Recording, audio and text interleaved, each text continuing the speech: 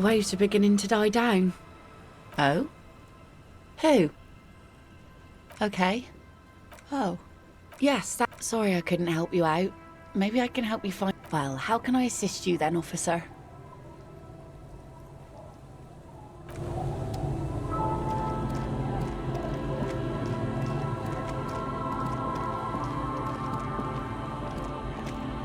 The scruffy-haired little boy kicks a stone while the other watches him do it.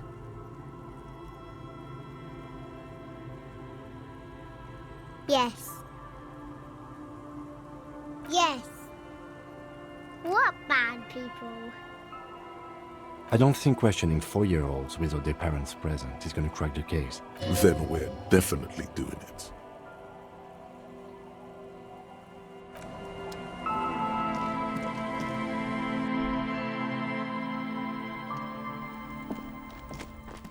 Hello, mister. Luby. Raluby. My mum tells me I'm a big girl, but she doesn't know that I can't say Earl. Or sometimes I can, but then Kids. Bye!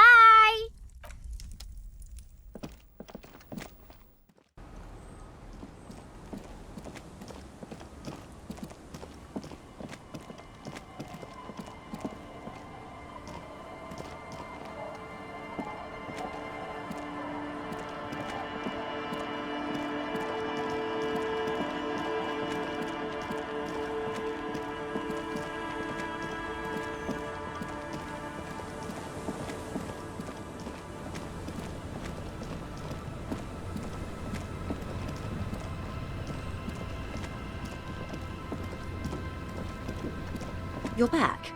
Good. What can I help you with?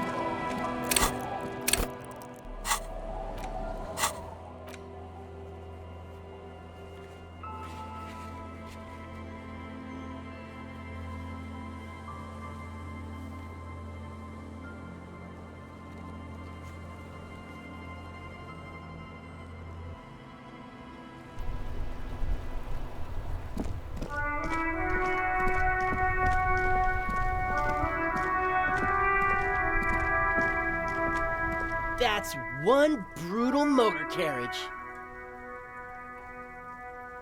If I were a real skull now, I'd jack it, paint it in palm tree livery, then bottom light it, neon style. A snazzy shit-ripped skullmobile like this would make a fine trophy. We could, like, hang fucking shrunken heads from the side mirrors. Cops' heads. Scary tribal shit. Yeah, tribal shit. A cop carriage like this would have proper skull value. While I appreciate the interest you take in my brutal motor carriage, I have to stop you right there. The RCM takes threats directed at its property seriously. It's just theoretical work, Copper. No basis in reality. Man, if we were certified skulls right now... I can tell you who we're not, cop. We're not snitch. Which is not to say that... The part of this presentation you want to take home with you, cop man, is... What about them?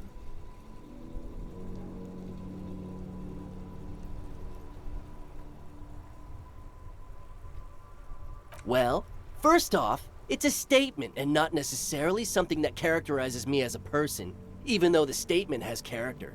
And I do like piss. The word piss epitomizes the struggle taking place in the world. Things being defined as they seem, not as they are.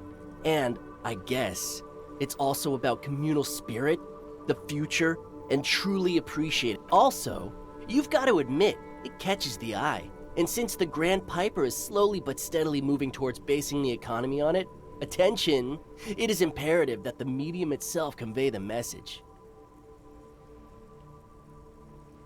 What I mean by this is, we are all... You don't know? What kind of cop are you? The question was rhetorical. The Skulls are the most vicious gang of the Besmen. The nastiest bunch of psychos ever. Jacking carriages and getting in... Possessing an infinite amount of fuck-all swagger, infamous for their non-verbal modus operandi. If a skull spots you, he will pull out his dagger and stab you without saying a word. They usually occupy the burnt-out quarter in Jamrock, or you can find them loitering around their brightly painted bottom-lighted vehicles. I can't wait to become a skull. Bottom lights are wretched aggressive.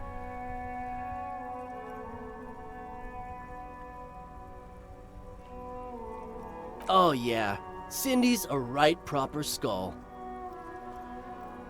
Yeah, a true artist of the future. Just like Arnold. By the way, if you see Cindy, give her our regards. Odd. There isn't a hint of hate in them. It's like they're piss and fuck the world out of some kind of moral obligation. The lieutenant on your left is unusually lenient toward them.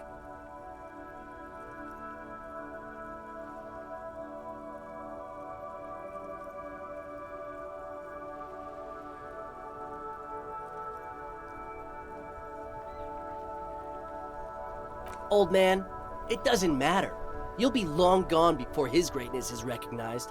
A young woman kneels on a sheet of ice, as if looking for something lost ages ago. She bends until her right ear touches the frozen water. She listens to it crack. Yep, old as fuck. Yeah, man. It's like at death's door. No wonder you know nothing about the future. You won't be there. The Union does their share of policing in Martinez, at least where gangs are concerned. That's why there isn't much organized crime around here.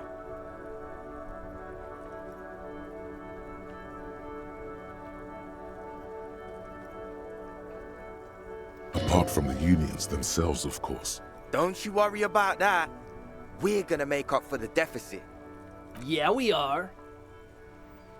We're not franchise skulls. Well, not yet. Once we get our name out there, we'll have a chance to join them. Because we can be just as psycho and vicious. You'll see. Ah, you'll see for sure once we're in. It's the last thing you'll ever see before the void You don't feel very scared.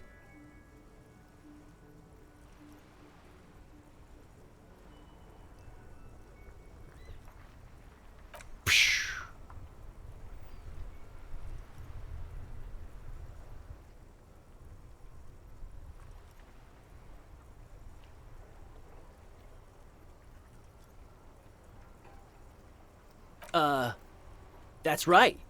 You should back off and let silence rules. What is wrong with you? Now you're just empowering these... This is ridiculous. Boys, do you know why the gang is called Skulls? Yeah.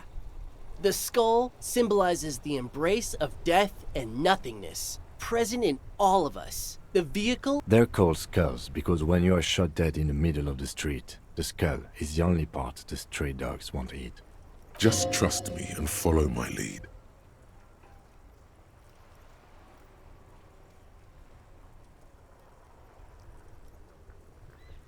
No reply. The blonde rebel scratches his chin, deliberately not focusing his gaze on anything. He looks very uncomfortable. The other one shuffles uncomfortably, nevertheless continuing to steal glances at the lieutenant's motor carriage. Mm-hmm. Murder? Yeah, sure. We'll gladly tell you everything we know about it. It was a man. Also, he was hanged. He was hanged from a tree. Yeah, I mean... These punks don't know anything. Hey! Stop right there! How does one know anything? Sure. Understandable. Fuck, and I appreciate your effort, though.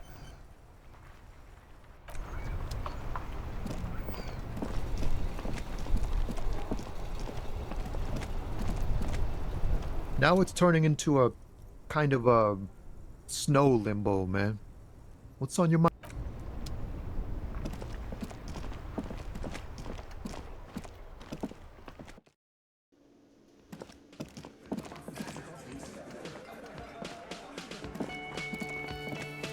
Hi, gendarme.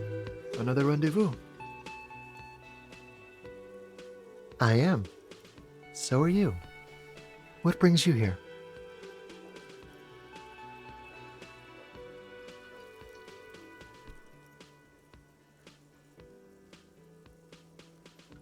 Admiring the atmosphere. What about you, officer? Really?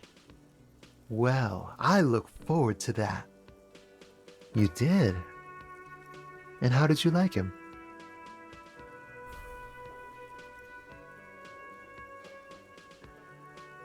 Ah, shoot. Why not?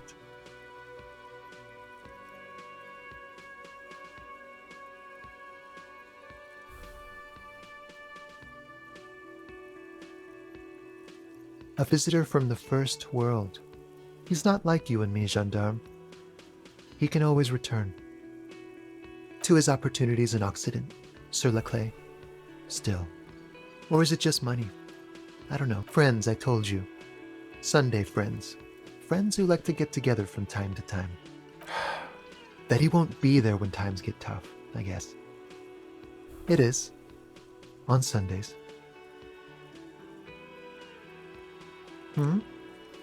What about me, gendarme? Oh yes, let's see. He knocked on my door a few days after the lynching. I think he was going through the entire building, asking questions. Oh, let me think. He had an accent. He sounded like one of those mercenaries. He sounded vaguely Oranese. No, not vaguely, scratch that. He sounded definitely Oranese. Yes, but he was speaking to someone on his earpiece. Yes, you know those tiny speaker mic, just reporting back whatever I was telling him. Muscular, handsome, strong, like one of those military types. Nothing. That I didn't see anything. What friend? No, I don't think it came up. Sure. Anything else on your mind? It's the sports. He's a sports guy, all about that physical prowess and athletic skill. Nothing else here. Bye-bye, gendarme.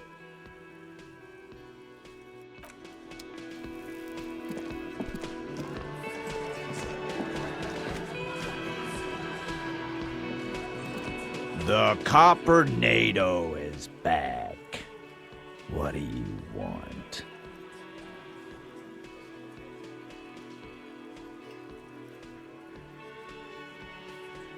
Yeah? What? A witness? That's just tactics, Titus. Next, he's gonna tell you one of us already. Well, let's hear it. This goes without saying, but nonetheless, don't give out his name.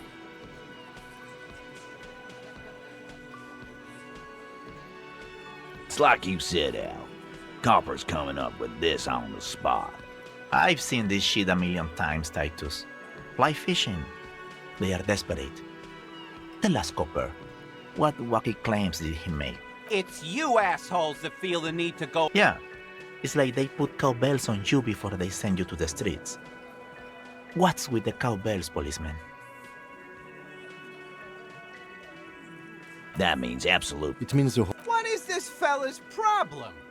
Sorry we didn't make it more action-packed. Shanky. It's Shanky, right? I thought there's something wrong about the lynching story.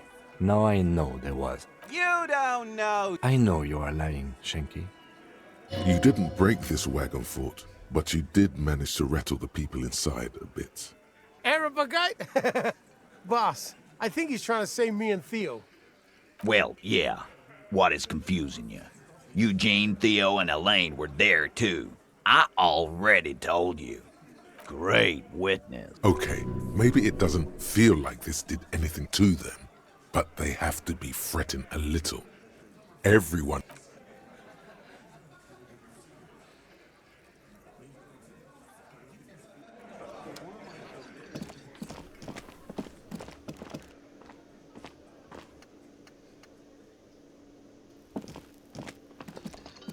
Again? I can't believe this shit. Okay, why not? Let's do the old thing over again. We're not wasting time. There is no time.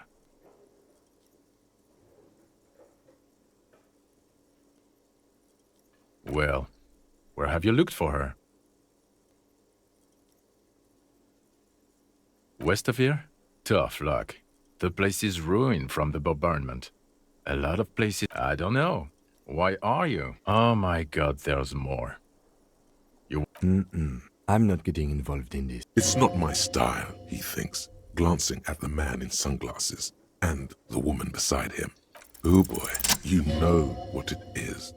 It's like the two of you know each other. Just ask him. Oh, I definitely know you from somewhere. Another life. Yes, from another life. A different life. Maybe the life of a police officer belonging to the ranks of the...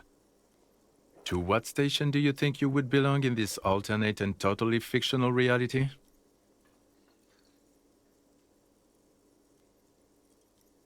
He seems to be observing you through the reflective glass of his eye. Okay, that's plausible. That's entirely plausible. Now we're really getting somewhere. Somewhere good.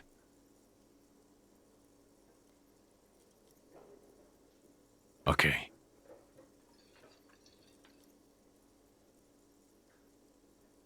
Oh, no.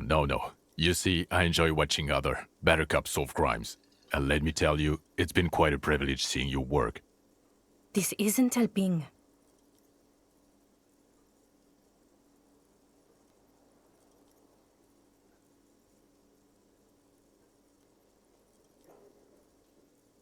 You're not going to believe this, but... police officers. Yes, sir. Solving crimes, locking up bad guys, and... just some regular boring motherfuckers in suits and uniforms. Nothing spectacularly extravagant like you, the far-out son of Lang. Oh, it's you, you eccentric genius. I mean, with your unorthodox approach to police work, it has to be you.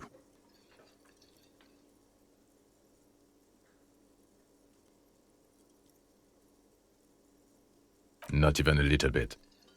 It's an urban myth about an officer who is so far undercover he can't remember who he is. As I said, just an urban myth. You are not the son of Lang. He's trying to protect you from further rough handling. dished out by the sunglassed man. Let's be crazy. Let's say you and I are partners. How's that for a thought experiment?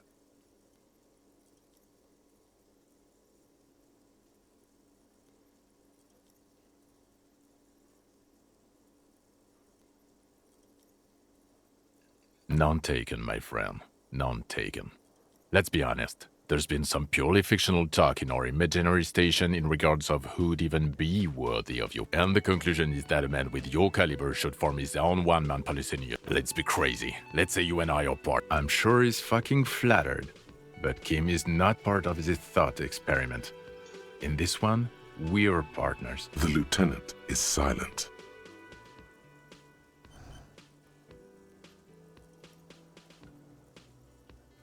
No, because in this thought experiment, we are police officers in a police station. We don't... Come on, stop it. Neither can I, partner. Neither can I.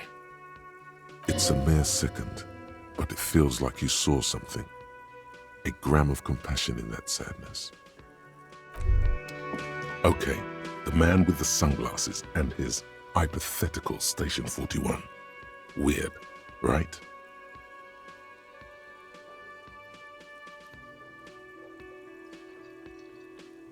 There's something missing here. Something you can't put our finger on. You know what? Just ask him. I know it sounds crazy, and you'll probably get laughed at, but still.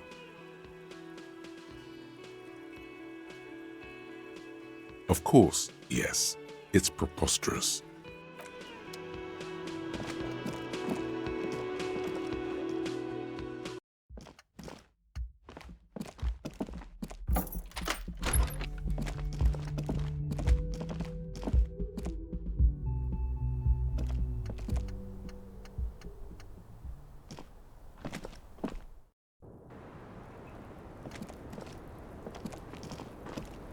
I was just thinking, what a nice day for questions. Oh, Did you take the documents? no, of course not. As I said, it would have been too risky for me to use those documents anyway. My employer gave them to me. In truth, I should have destroyed them.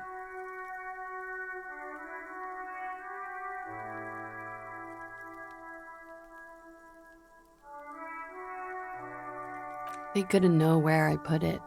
I'm absolutely sure I was not followed. And I've told no one but you. You mentioned seawater? I was worried I'd been too careless with the latch. The documents were probably just washed away. Yeah?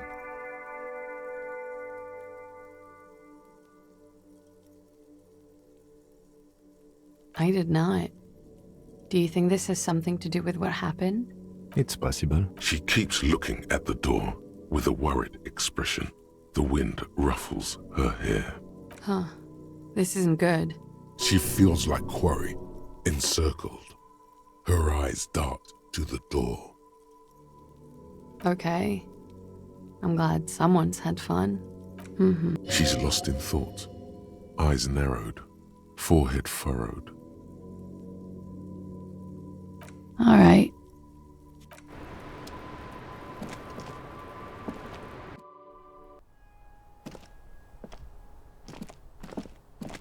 You clearly see footprints in the downy carpet of dust. Jackpot. These, unlike everything else here, are new.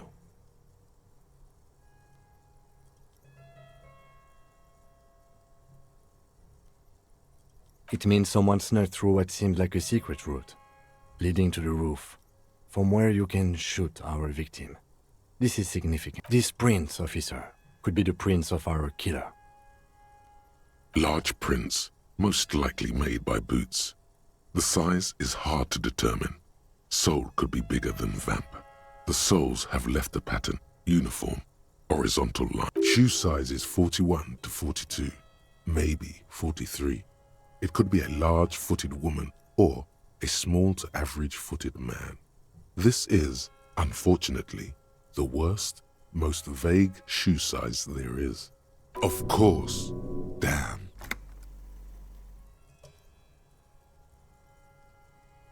Everything around you is...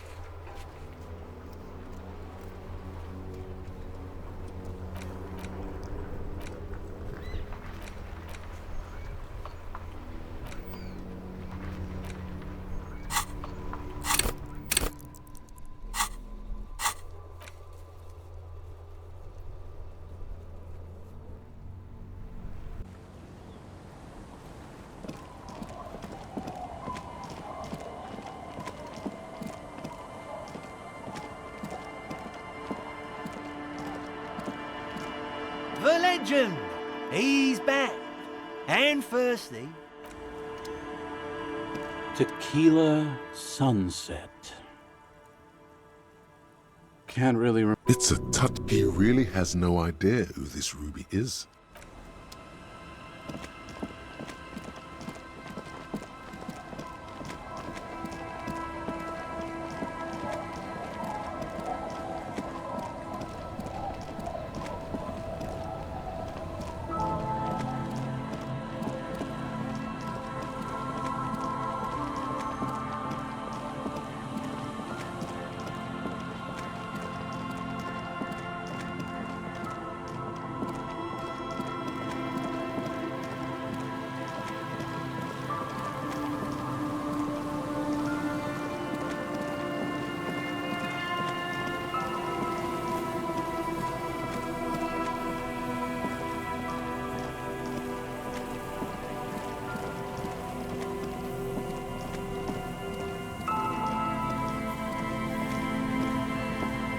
And Mikhail noticed the windows, especially with how there are no windows on the south side. This was to deal with. You officers, come to investigate the historic subtext of West Martinez? I'm Tran Hailostam. You must be Kim Kitsuragi, right? I was just telling my son about this building. Not a lot of people realized it. Nice to meet you.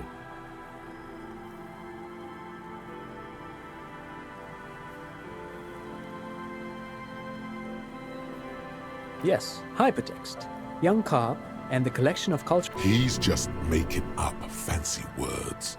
This doesn't mean anything. No, I can't say that we've met before, but I've heard of Kim, of course. Mikhail, say hi to the officers. Mikhail's a little tired today. We spent all night trying to run Orbis on his radio computer. Have you heard of it? It's a programming language used in Grad. Quite tricky, but he wanted to play this Grad-made adventure program. We've been getting The man speaks in the artificial cadence of a professor, or someone who's been on too many radio shows. But I assume you're not here for giant worms when there are so many real things to see.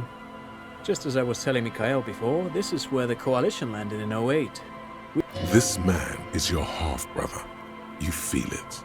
But why?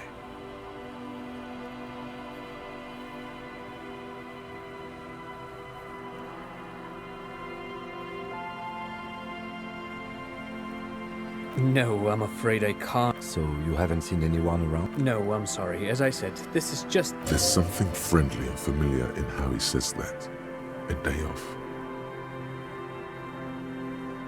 I do have some money, yes, but that's not what's really important here.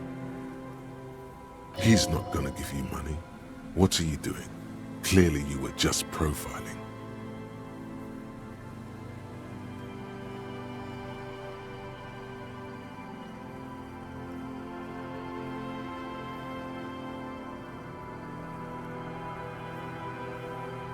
Of course, Detective, I wouldn't have assumed anything else. Matter of fact, I don't know if you're familiar with this, but the Vespertine Department of Justice has published a rather interesting paper on the criminal profiling in former socialist states. Have you read it? If not, then you definitely should. If not for tips and tricks, then just for theoretical curiosity. Anyway, that's just a little something that sprang to mind. You were saying?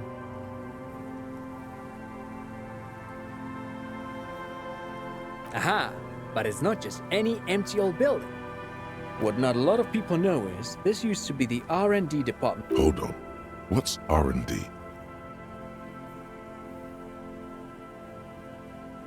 It looks old and weathered, with seagulls picking apart its... Apologies, it's an acronym for research and development.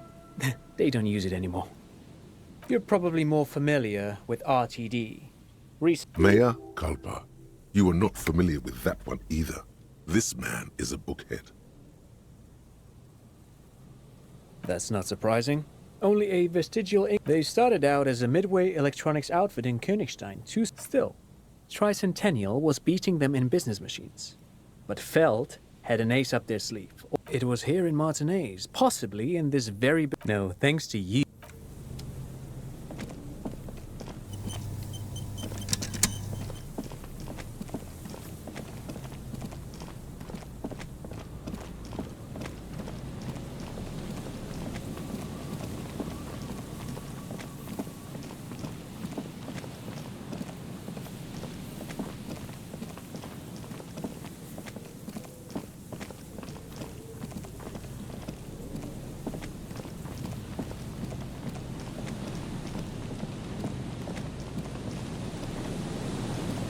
There's some tear, an empty cigarette package, and a crumpled kebab roll.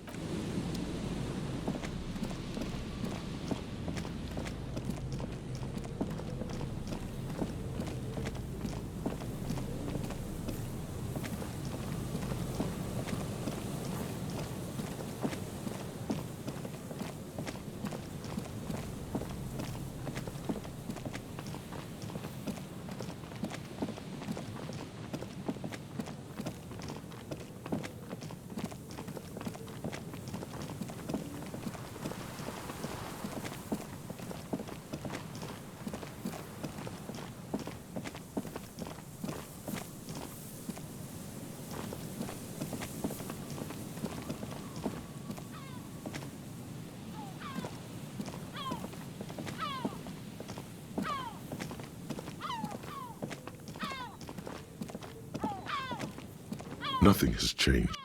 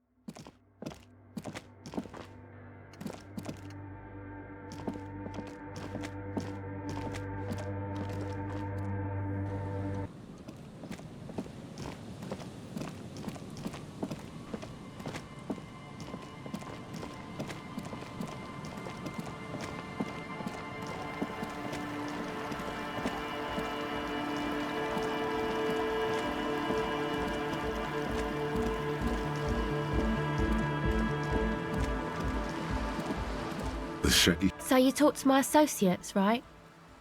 Are you going to help us? With the church? Shoot. No. Just no? It's pretty desolate here. I only hear the dogs bark at night and see the shadows move down the coast.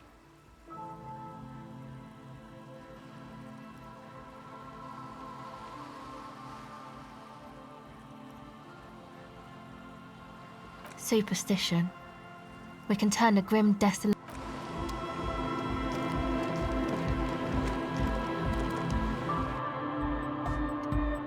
Hi again. So, how are things going? And? What happened?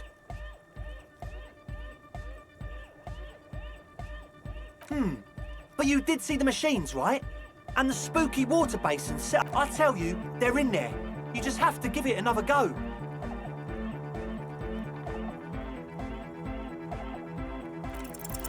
A number of things don't add up. Let's take a look. How about gather around, kids?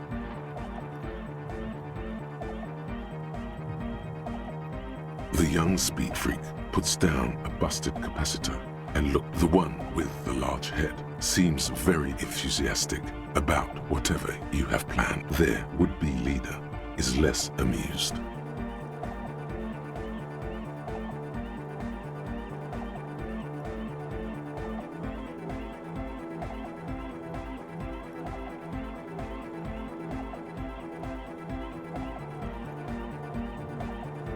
But you still are.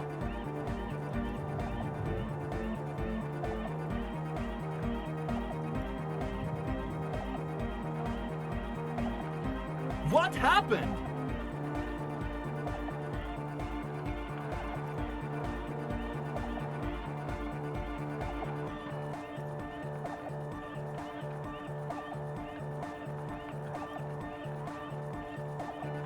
That's a real downer.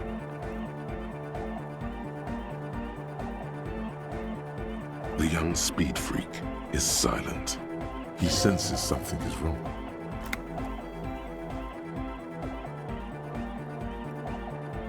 I have no idea how you arrived at that conclusion, but it's wrong. Look, we even have speakers. One speaker. They have one speaker.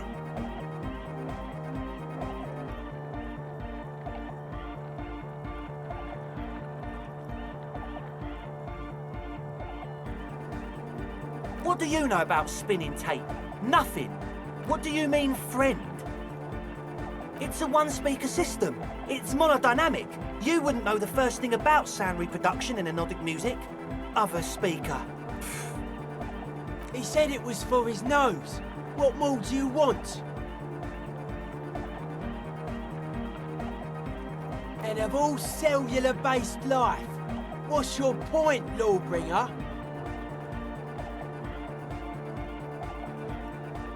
Make up your mind. First it's the sweat, then it's the ether.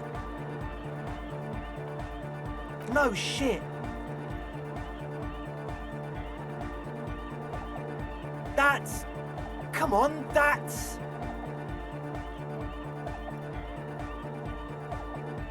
It's not!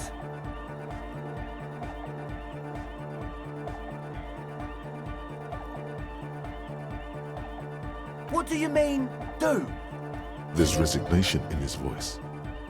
He's almost ready to drop the act. It wouldn't take a lot of pushing. The optimal way to go about this would be indifference. It begins by you telling him you don't care about any of this.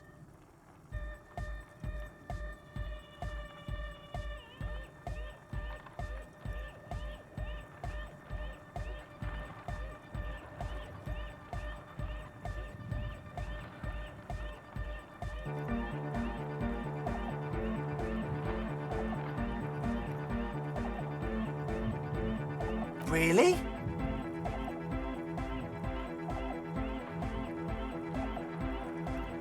Or else?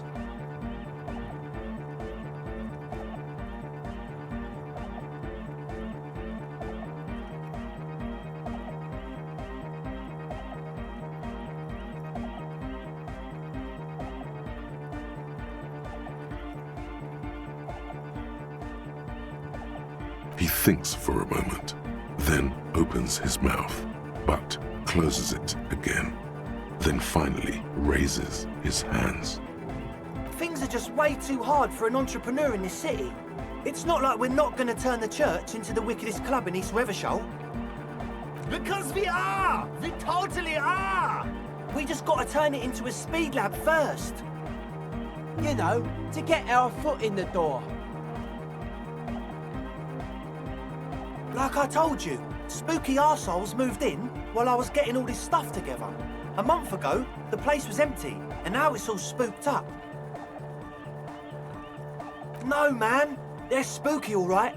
It's just that they would also probably call the police if we started cooking speed in there. But the sign was way off, too. I couldn't feel the love at all. So, what now? This is it. Judgment time.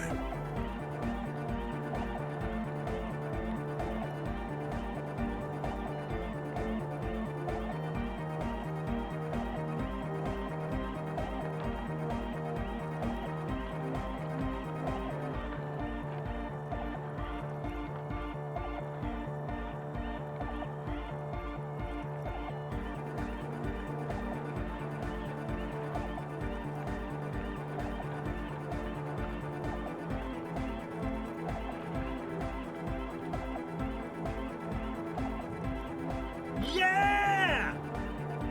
I knew it. It's impossible now. No, Andre, it's harder now.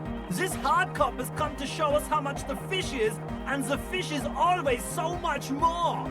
We all know there was never going to be a club for anodic music with the Speed Lab. Now it has a fighting chance. There needs to be a club for anodic music in there. Needs to. Everyone hates each other. Everybody hates it here. It's all just drugs and we're slaves and I can't. We are running out of time. We need a win, Andre. I promise this will be a win. We won't cook speed in there. We'll do. This will be nothing. You can hear the ice crack underneath you. Outside, the last century waterfront development is crumbling in the wind, a grape-shot row of falling houses. And so is Rue de Saint-Jérôme and all the houses on Main Row. The old cinema is sinking underneath Villa La Bosse. Okay, we'll try to do it without the drugs.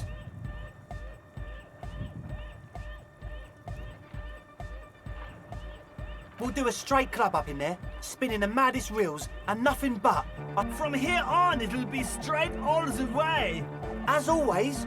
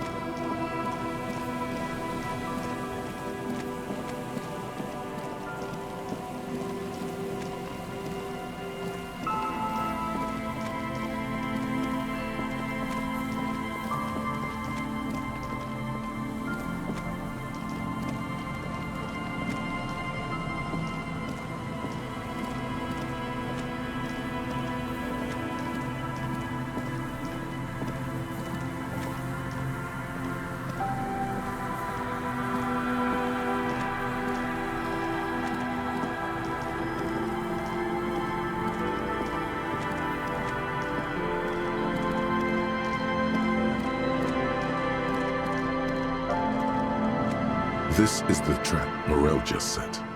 The reeds by the abandoned camp. The later it gets, the colder. This trap is also full of panicked locusts. No sign of any... Another empty trap.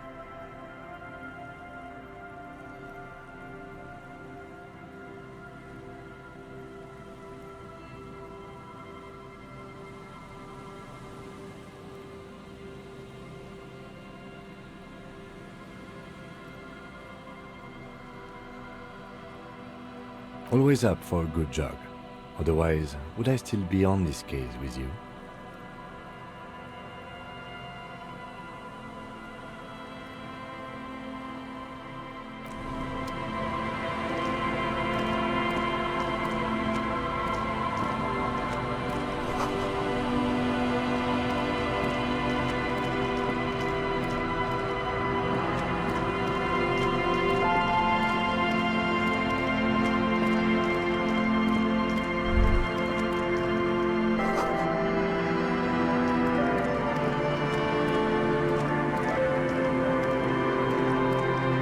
This trap's not too hard to spot, once you know what to look for. Keeping it hidden has not been a priority for the cryptozoologist. Behind you, the ruins of a residential building rise over the reed. When this district was booming, the reeds were kept at bay. Nothing obscured the freshly painted facades. Nowhere for drunks and adventurous teenagers to hide. Now only the wind blows. Nothing but locusts in this trap as well. Definitely. Empty as all of them. One more of these and we're done.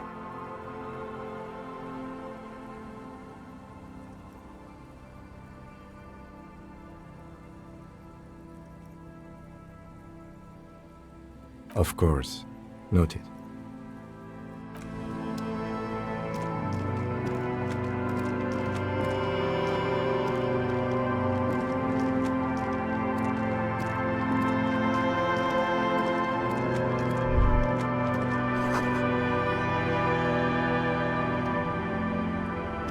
A row of ghostly shades facing the crumbling wall, with another 7 shades standing a cold behind this building, the other.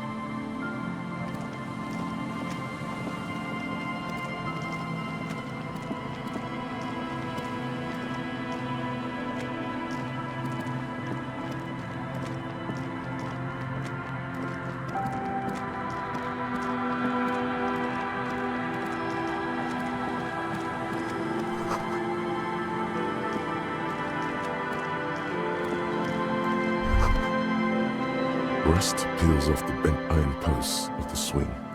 The wind whistles through the skeleton of the swing. Yet someone used to live here, laugh here. Thought it was a good idea to build a swing in this yard? He's assessing the situation. How long ago was it abandoned? Someone thought they could have a summer house in a bloc obscur, for cheap. It didn't work out. They abandoned it about a decade ago. A black bloc, a part of the city left unrenovated after the war, or one that has fallen to gang violence, or has become inhospitable in some other way. Practically, it's not an official term in any way, but look around. No sewage, broken power lines, crime, drunks. Life is tough in the blocks. It's no place to build a summer house. Yes, for you to pick up as part of the Jamrock shuffle. It's not meant as nagging, just an observation. We should move. I don't think our suspect is in this particular yard. No place to hide. And besides, it's too close to Martinez.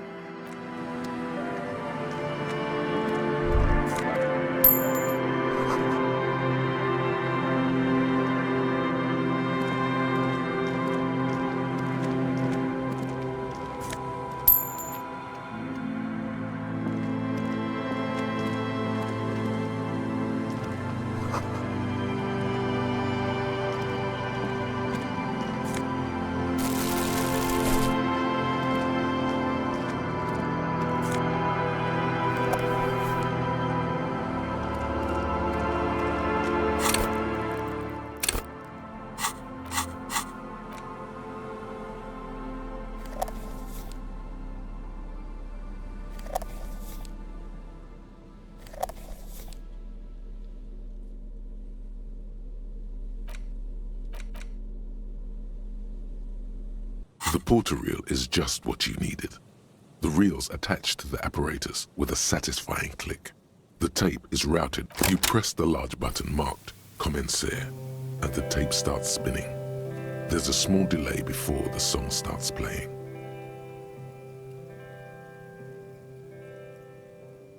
Then the organ starts playing a simple, melancholic tune echoing in the hallway.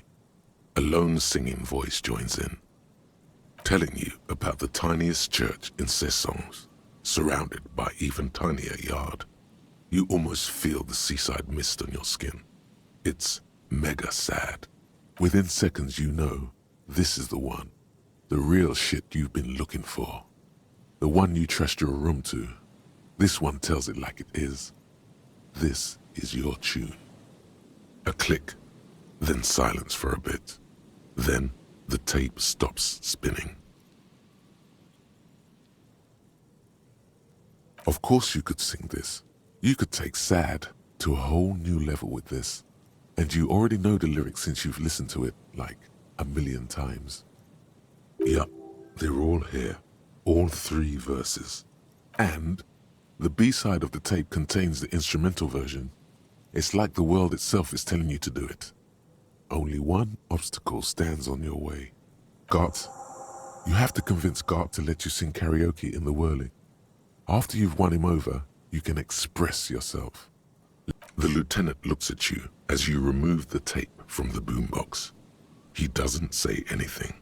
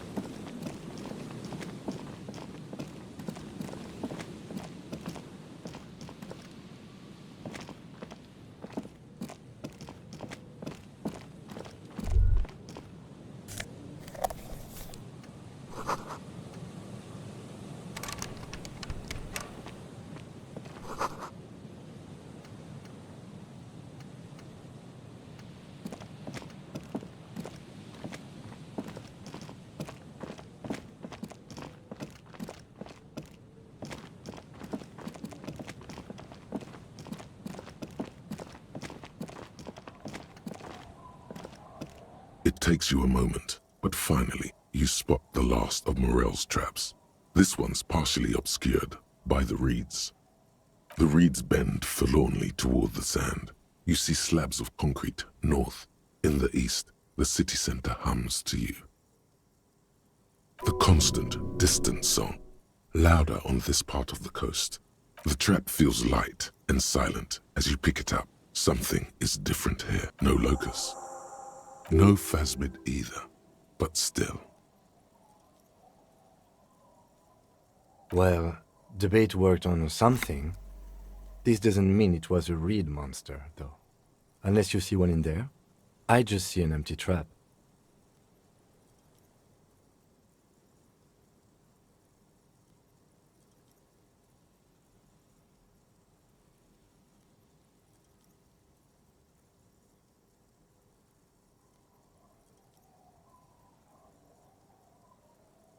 Okay, but after that we get back to our own assignments. We've done a thorough survey of the coast now. Just running around is no longer useful. A cold gust of air drops.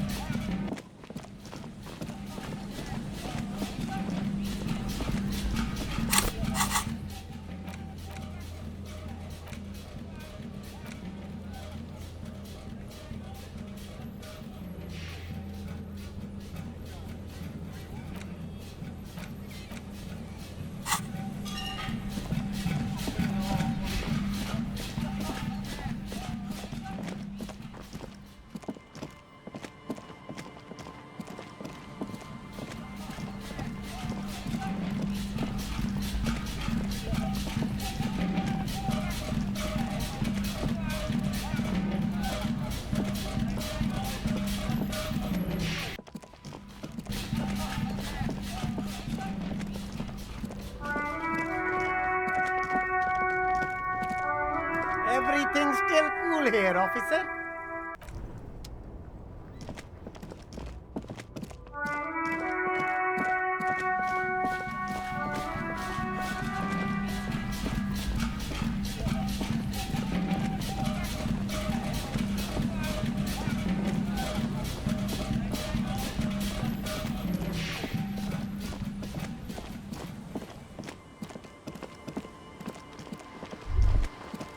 This is it, the scene of the party, the fire pit. Cigarettes and empty bottles all evidence it. Not as such. I'm talking about what came after the party scene. Looks like they were here a while, judging from all the bottles. The sunken motor carriage provided them a focal point, like a goose ice sculpture or a chocolate fountain. Looks like it.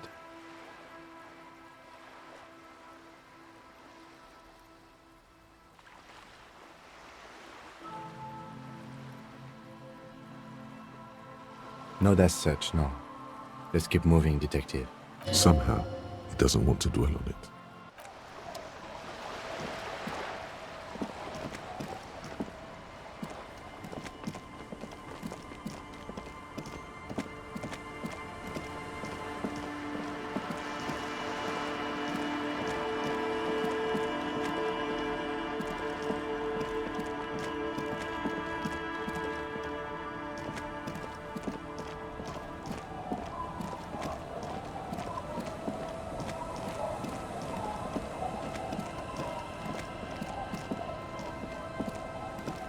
Our tenant, the police. What more do you want to know about that poor girl? I don't know. It's a peninsula. You'll never find her, you know. I wouldn't worry about that, ma'am. We are persistent.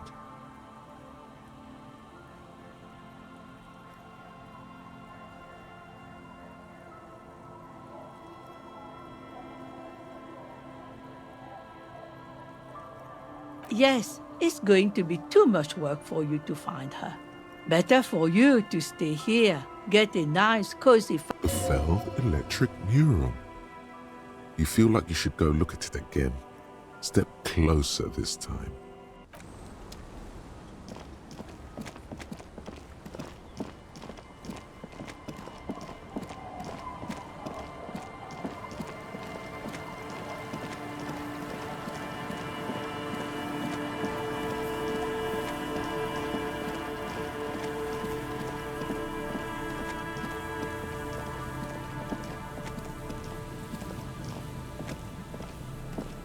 see a once bright mural tower. Above the mural, a collapsed roof, broken windows set in walls that are cracking and will soon also fall, and the coastal breeze rustling and sighing in the... There's something in the wind. Sometimes the only way to go forward is to fail first. In there? She could. Or she could be in the identical room over there, or in that boat shack. Why single out this one building? Indeed, somehow you knew it was here. An urban ruin, gutted. You felt it before, when it rained in Martinez, and you felt the cold. Suddenly, all is quiet. There is no cold hand trying to talk to the wind. There is trying to talk to the prayer of sorts, to Rivershaw. How do we? I was really hoping she'd be in the village. She's probably north of the village, and this place is a peninsula. We already scanned most of the outdoor areas on our wild cryptid hunt, so we have an understanding of... And then there's the church. If I were a murder suspect, I would not hide in the most prominent building here, but who knows? Maybe she's reckless. Anyway, we do it the old-fashioned way, sector by sector. Go over the whole peninsula, ask the locals, enter the places where we can enter first, like we did in the village. Then, if we're desperate, we can look where we can't enter. Bunkers, storm drainage, this place. I'm sure it won't come to that. Walk the coast, the old boardwalk, the reeds. You can always come back here and talk to the wind again. Buckle up and raise your collar. This search is going to be...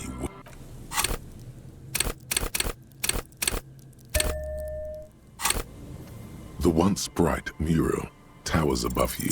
Suddenly, there's a sigh, carried on the molecules around you, moving, flowing from high pressure to low pressure, like that of a woman emptying her lungs.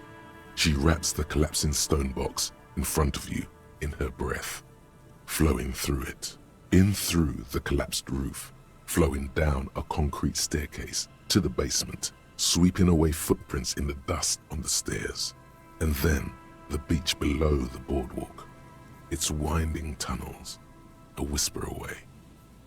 She's down there.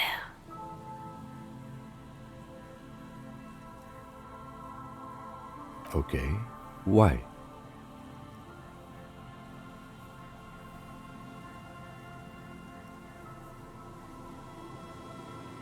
Good, good, yes. Cold spells. So basically your hangover is telling you she's down there?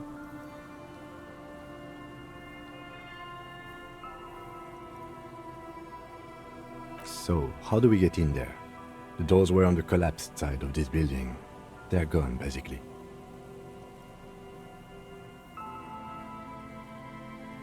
Perhaps you can climb them. We are not climbing anything. I'm 43 years old, and I plan to live to see 70. There has to be a way to use brute force. Climbing sounds unsafe. Brute force is safe. Look around and find something to break if the ladder fails.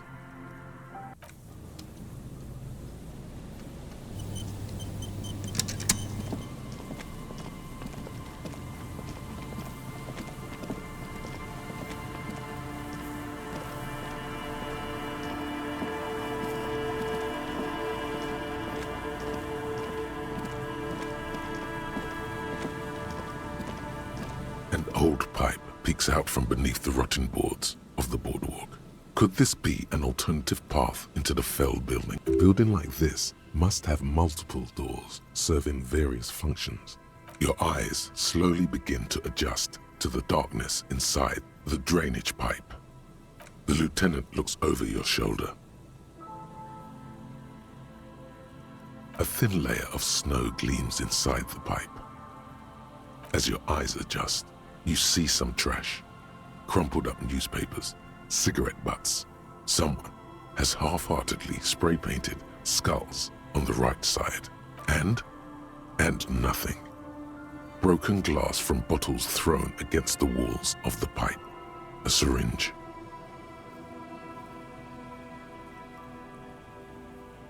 Given that this isn't a martial arts thriller, it's highly unlikely. and not without risk to our health either. However, the pipe suggests there may be an entrance to the basement around. He means the pipe must be coming from somewhere in the building. The lieutenant's face lights up. He doesn't usually notice these little things. And it's right here, a maintenance door. Oh yeah, big boy time. This needs you to put your back into it. You and the lieutenant lean all your weight into pushing the doors apart, but you're not quite synchronizing your efforts. They slam shut again before you can enter. Let's take a breather and try this again later.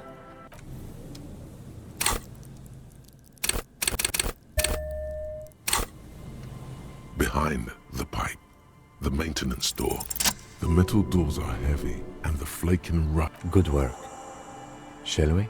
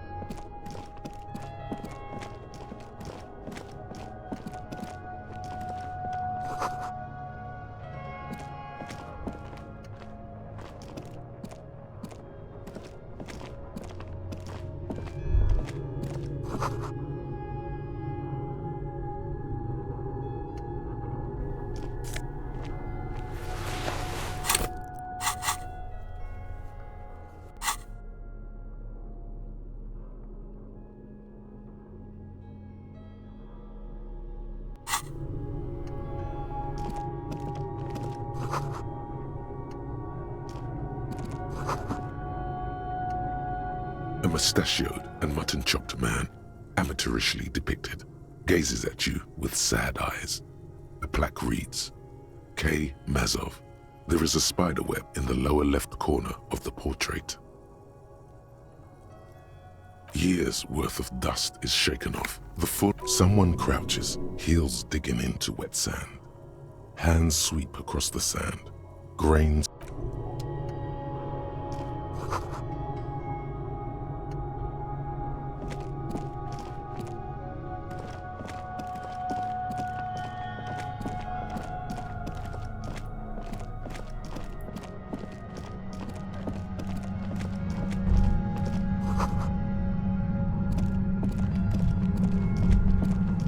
You feel something, like a swarm of hornets buzzing under your scalp. A strange tingling. No. What do you mean?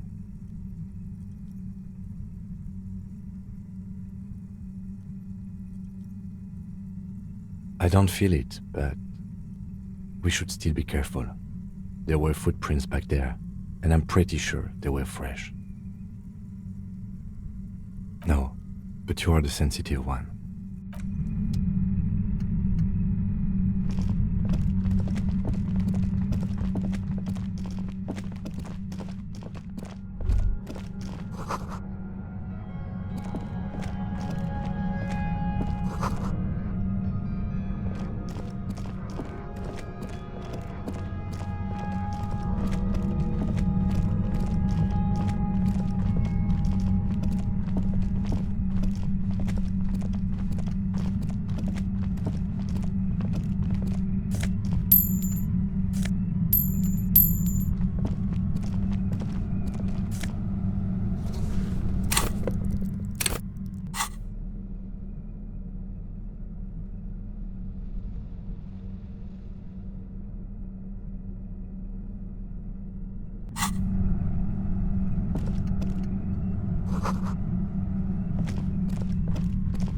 Suddenly, your entire body is paralyzed.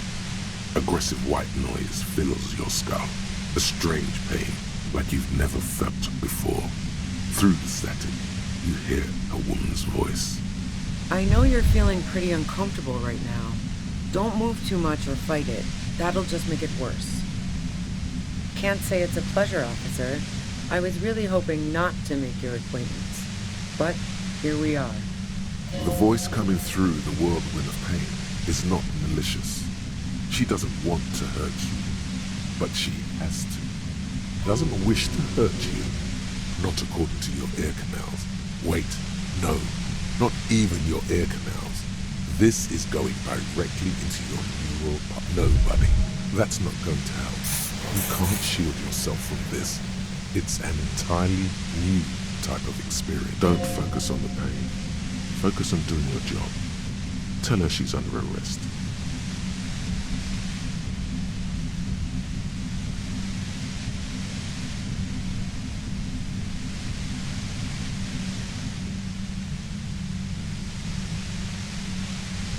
No, I'm not going to fucking kill you. If that had been my plan, you'd be dead already. All things considered, I'm being pretty reasonable. I'm using a pale latitude compressor.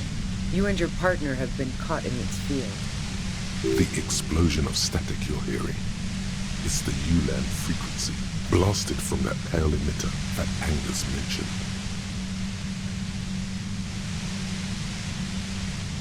Saw my equations? You've been sniffing through my lorry, right? I expected as much. I am a bit surprised you knew what you were looking at.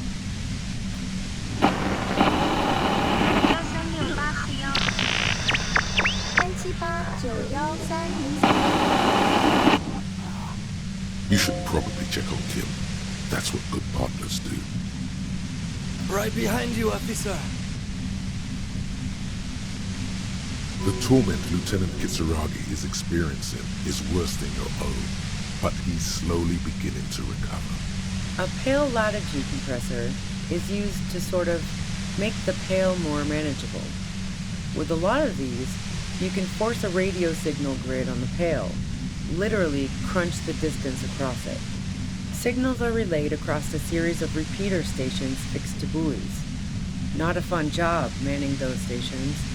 All alone out there in the pale, people lose their minds in just a few years. So, what we are experiencing is a concentration of radio waves. Precisely. This is an industrial strength paraboloid. It's meant for forcing dimensions on something that doesn't have them. At the upper limit is the large prime number generator station. It's used specifically for pale latitude compression. That's why you may be hearing some numbers.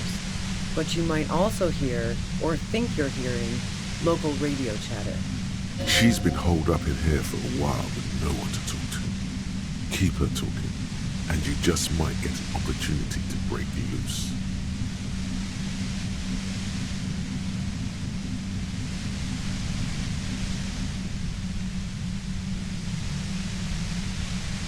I built it myself. That's illegal. I'm guessing it's patented. But we are beyond that, aren't we? Oh yeah. Way beyond. Yeah, I stuck my head in there before using it on you. It seemed like the ethical thing to do. Can't say that I enjoyed it. The field was weaker, but I can imagine what you're going through.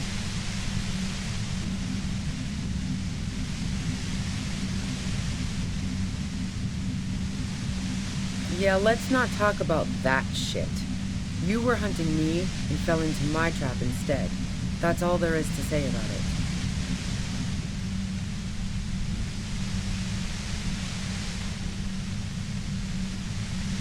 If you've got something really important to say, you can do it through the white noise.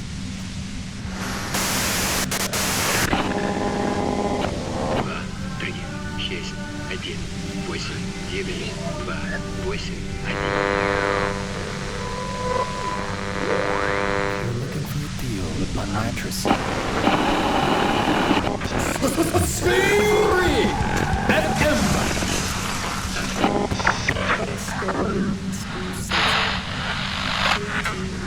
Turn this.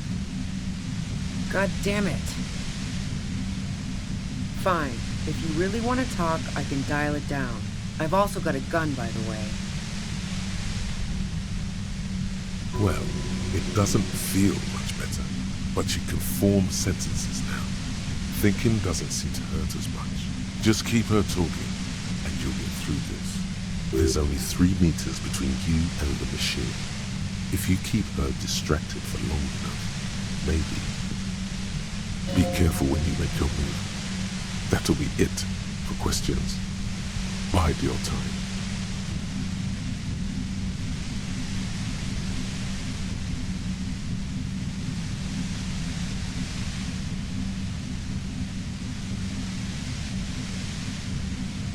I heard you in the passages, and I've been preparing for quite a while.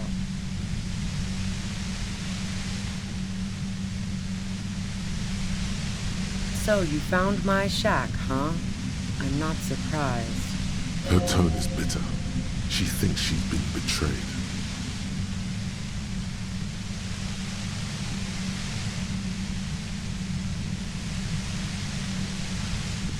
Not anymore, no. This could have turned out pretty bad for me if you hadn't walked right into 25 bands of ultra-high frequencies. No, I didn't do it. I only helped stage the lynching, though I doubt that makes much of a difference to you. Who ratted me out, by the way? Was it Titus? No, he wouldn't have broken first.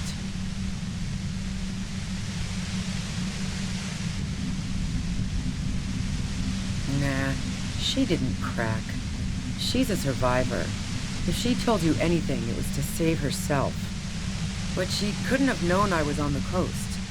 How did you find me?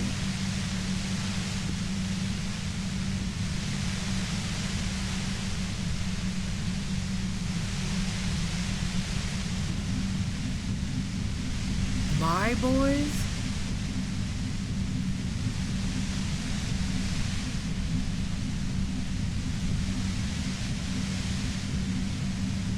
Well, fuck. Those guys liked me, I know it. If this is what happens to people whom people like... A dull despair is creeping into her voice. How the fuck did the rest of you get by?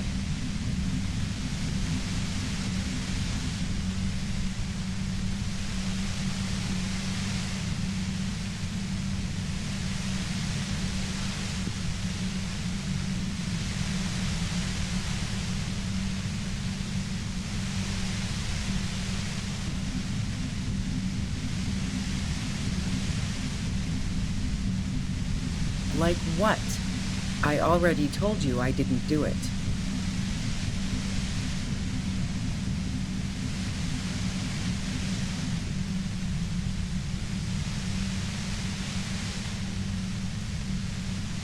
And?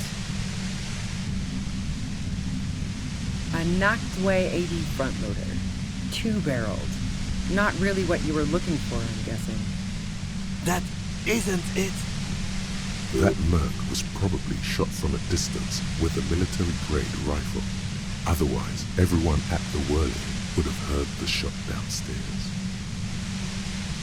The gun store. Trigger-happy Jacks. What did you think? That I'm going to squeal on my gun supplier? Sorry, I'm not that kind of gal. No, they're not practical.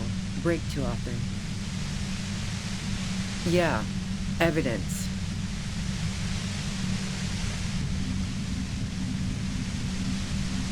Man, I was with the boys the whole night.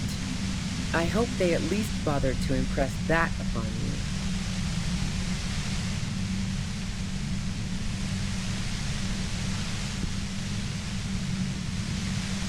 Yeah, and I'm sure they also made some funny remarks about it. They always do. I've driven a lot of long haul and chugged a lot of beer, man. Can't do either without some power of mind over bladder. And anyway, that wouldn't have been enough time.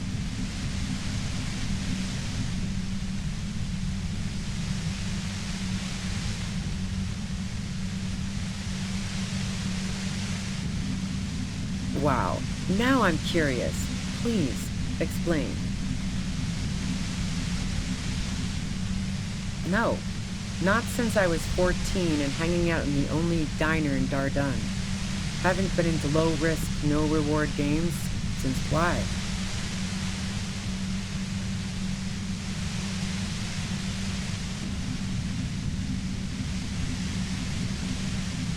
Yeah, and probably some ghosts from the time of the suzerain. I'm not really interested in supernatural mysteries.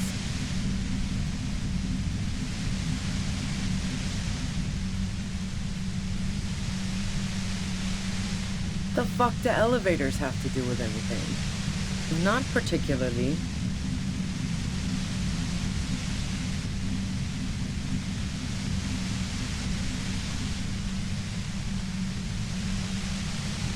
I'm not really into old shit for old shit. God damn it!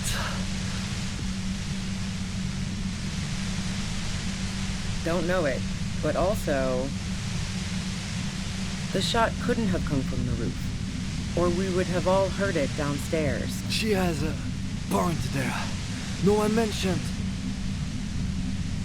That didn't go super well. You've got to lay something better on her. I didn't like him. Hardened mercenaries aren't particularly likable types.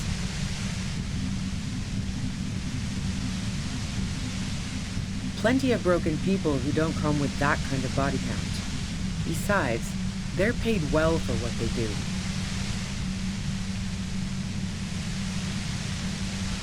Yeah, sure. And I didn't like Wild Pines sending in those foreign hirelings. Me and a fuck ton of other people. She didn't hate it, okay? I'm listening.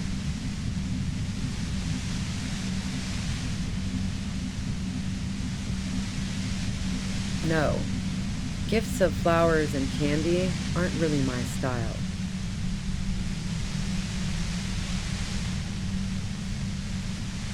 I never did understand why, when someone dies, a hothouse's worth of flowers has to die too.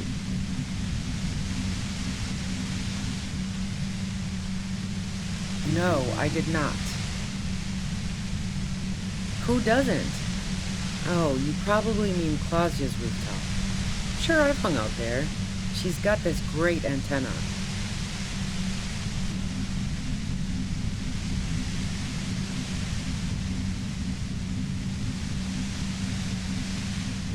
It's very powerful. I used it to tune into RCM frequencies. The view's pretty bomb too. But you might say the antenna was the main attraction there, yeah. Yes, I'm sure.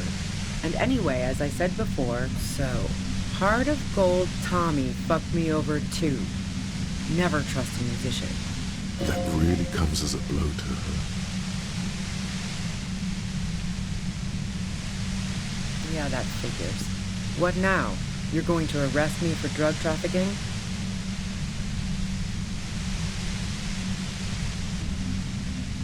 Man, it's to get away from all that murderous shit that I left Jamrock, my previous employer, for the Union. I got lucky being a dispatcher. Never had to do any of the really dirty work myself. This gun has only been used for self-defense against serious scum.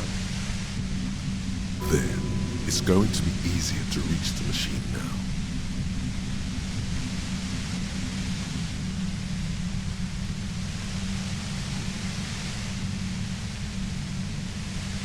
Not for a moment do I believe that you came here unarmed. There's a sinister note in her voice. Even with the gun and the compressor, she's afraid of you. Yeah? Where? More questions before doing anything.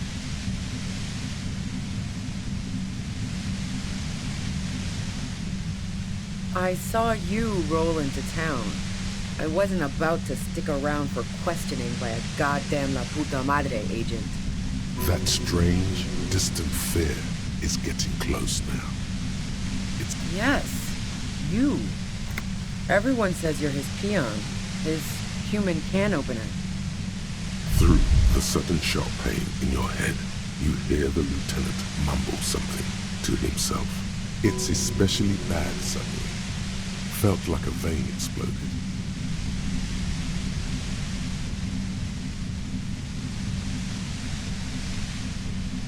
Oh yes, they do. The cops, the criminals. Why do you think I'm holed up in here with a goddamn death ray waiting for you? If she knows that about you, she must know your real name too.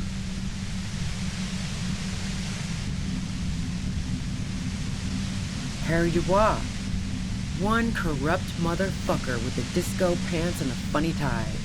Agent to la puta madre. So she knows your name. That doesn't mean you're on the tape. Criminals make up bogeyman stories about cops all the time. All of this just means that you're effective. Criminals know you and are scared of you. I don't know. Sounds pretty convincing to me.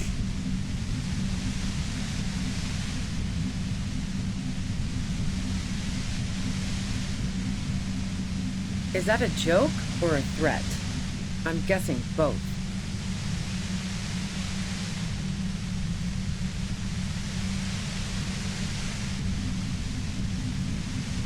Yeah, sure.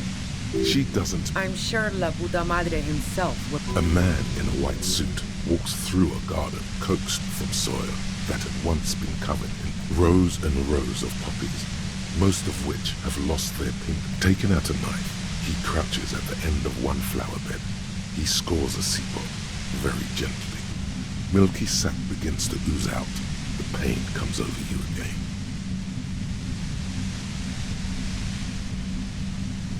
You've been to my lorry.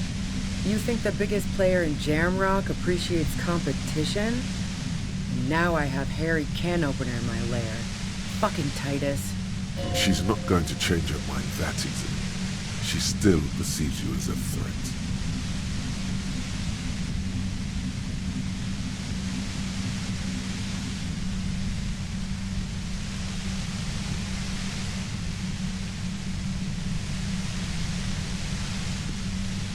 How should I know? Police radio? Who hasn't? You know, I can still see him. He was still warm. She eyes you, wary. It's okay. We just want to... All right, don't kill yourself over it. I was shooting the shit with Hardy and the boys over a few beers, like always. She sits down with a drink, trying to steady her nerves. So I grab a seat next to her.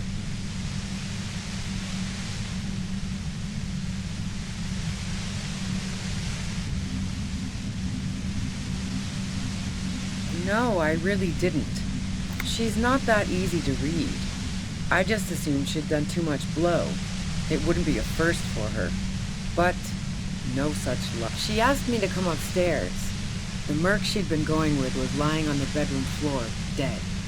I knew she couldn't get the authorities involved, so yeah. You made it look like he'd been hanged.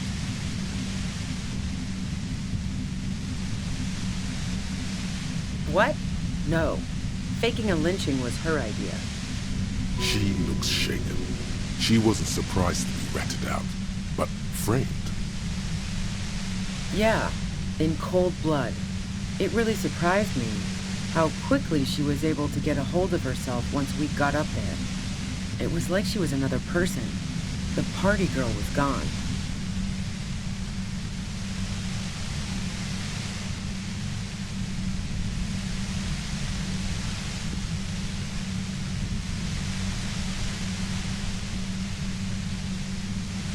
She asked me to help her drag him into the shower so she could wind the shower head around his neck to fake lividity. Then she dressed him while I went to get the Hardy Boys. Yeah, I wasn't sure whether to admire her. As I keep telling you cops, we didn't hear anything downstairs. No gun. But even if this is true, weren't you worried this lynching might lead to... War? The thought crossed my mind. But the mercenary's death was going to have repercussions either way. Fuck it. I'm not responsible for these people after what they... Her grip on the gun is tight. Her arms toned. Her posture solid. Martinez lost a valuable defender.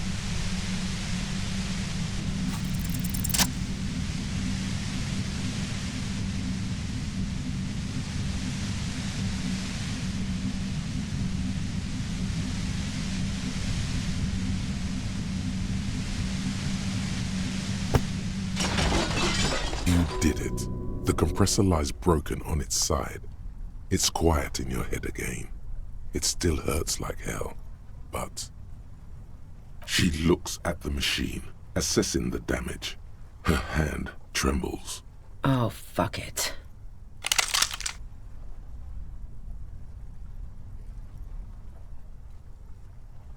Problem solving. Ma'am, put the gun down. That's not the solution to your problems. Oh, yes it is.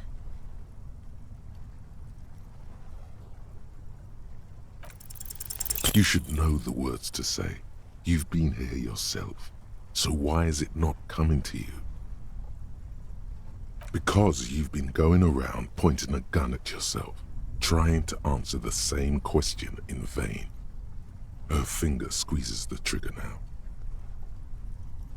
A smirk crosses her face as she watches you stand there, mute. Then she exhales sharply.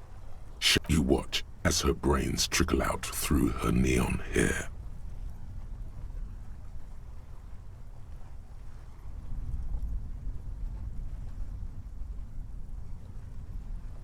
We clean up. It may take days for processing to pick up her body.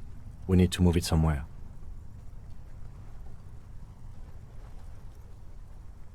That tent, there.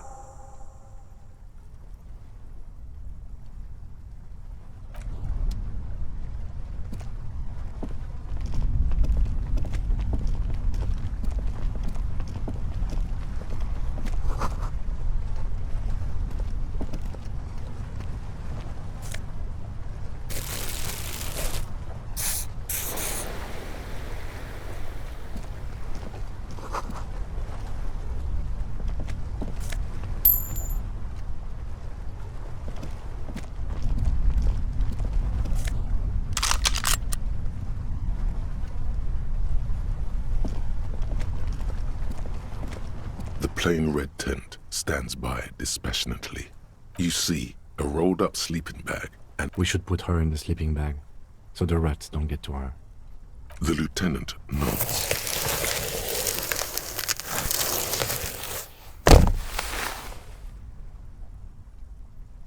There she lies, cocooned in the sleeping bag, surrounded by empty cigarette packs, books, magazines. You should look through them. Assorted soft covers, mostly. See anything? Rager Monthly, Journal of Material Science. More to... You pocket the worn brown leather journal. She watches by. We should read this immediately, like right now.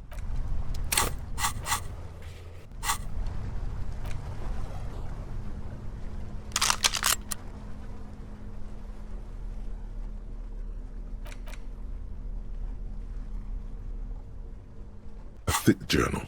The cover is worn like someone used to carry it around in their back pocket. It's made of full-grain leather. The lower left corner of the back cover sports an embossed brand name, Schneller. This was important to her when it was still hers. The journal falls open. About 2/3 of its ruled pages have been filled. The large cursive of someone who writes quickly and confidently.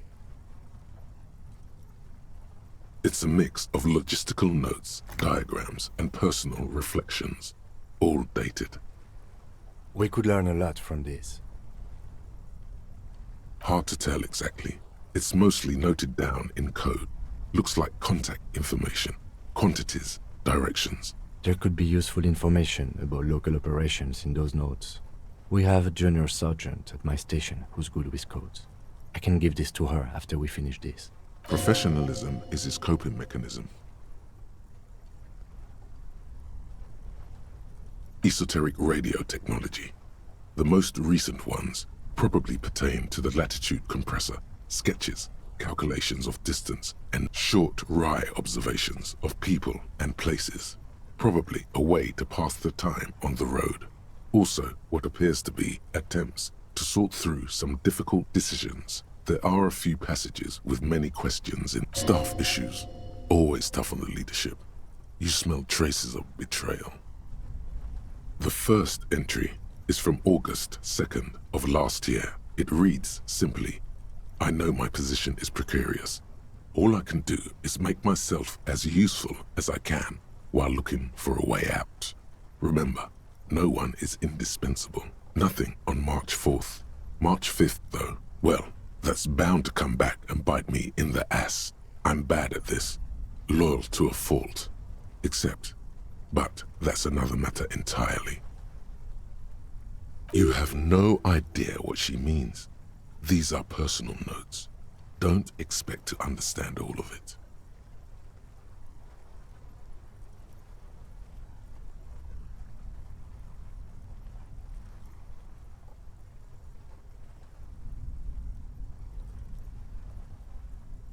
That name isn't mentioned as small wonder. Would you talk about La Puta Madre in your journal? You do see an M though. La Puta Madre.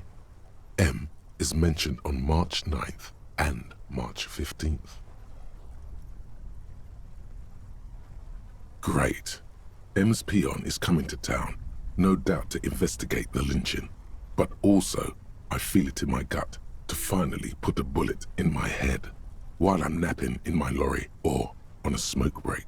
Well, I won't stick around just to twist my own neck by constantly looking over my shoulder. Then again, isn't that what I've been doing ever since I got the call? Things played out just as she had feared, except you didn't shoot her. It's in you to do something like this. Kill her. Physically, at least. You could pull the trigger if you had to. Is it? Can you be sure? What if you are secretly being manipulated by La Puta Madre as you pursue this investigation? What if he wiped your memory on purpose? On purpose? That's pretty far-fetched. Been holed up here for 3 days now. I'm used to being alone and all, but I don't know when I'll be able to leave, or if I'll be ratted out. They will rat me out, of course. I've made it a point to believe in the best in people, the boys, for example. But experience tells me, did M feel truly betrayed by me? I was feeling threatened. He'd have to know if he threatened people, they'd take measures to protect themselves. Even I know that. Economic measures first of all. Gotta make a living, right? I can still hear his voice in the receiver. Taste the plastic. The entry ends abruptly. The most recent entry is from today. It reads, even when I leave here, if I leave here alive, what's my next move? Staging a lynching is a crime, even if I'm not accused of murder on top of that. Forever on the run. Not really my idea of the open road. Man, I was really looking forward to winning. I don't think she killed the mercenary. It looks like she might have been framed. This whole thing was a detour, and a fatal one, he thinks. Don't get emotional.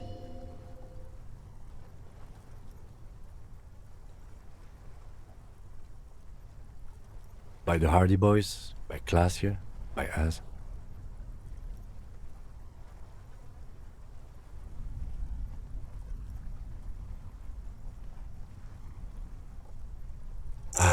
No, I don't think you are. Ask someone in your precinct if you want to be sure.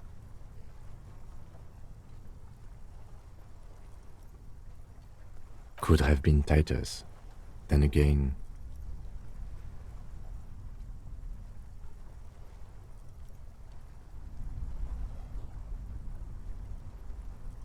Maybe there's a Hardy boy we've yet to meet who acted as his accomplice. Either way, we need to keep an eye on him. One thing is for certain. We have business back in the whirling and rags. Questions to ask. We should get to it.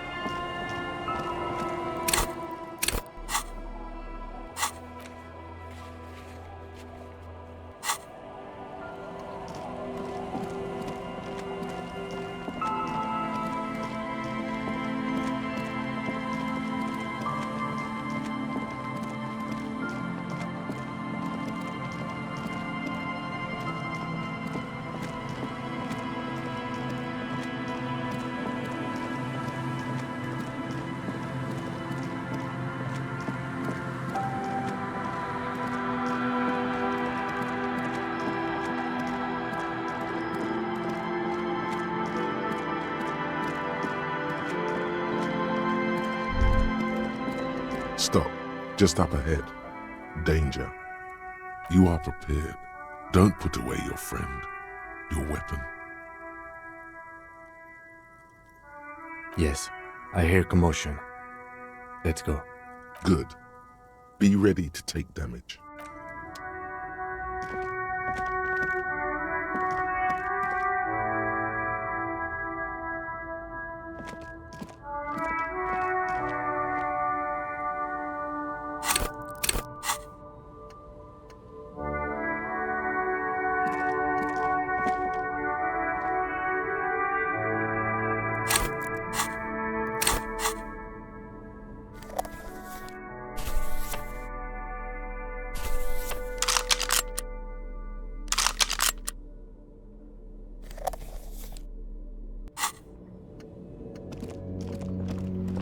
I'm all out of shits to give, loincloth.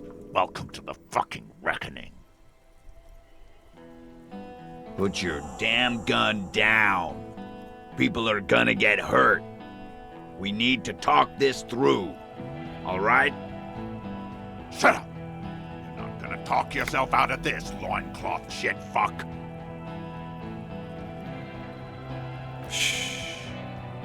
This is a misunderstanding. Nothing irreversible has happened yet. You can just return to your unit and forget all about this. The Kypt is merciful, willing to spare us if we just forget about our murdered and humiliated commander.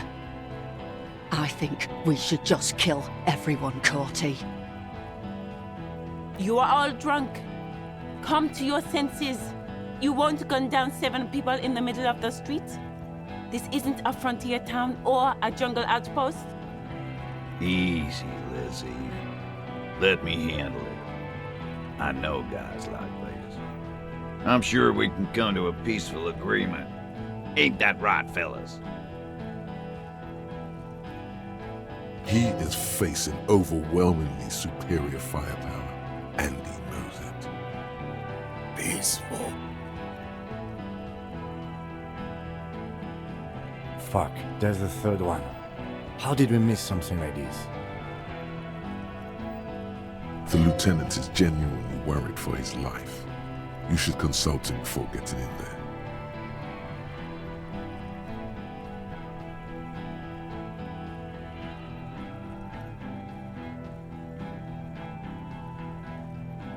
My plan is not to get killed, but we have to intervene.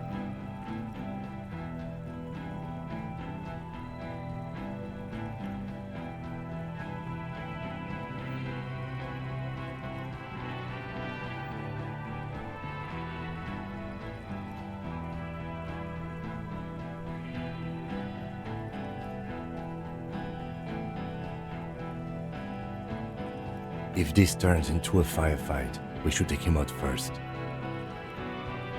A sound strategy. He's the leader.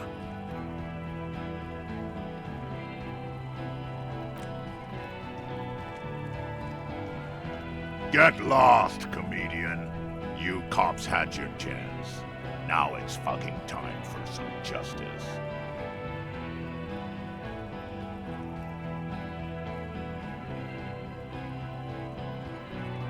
I think he's calmed down a bit.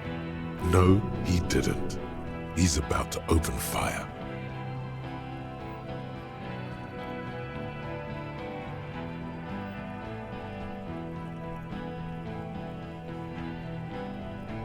He is. I was wrong. Pig fuck!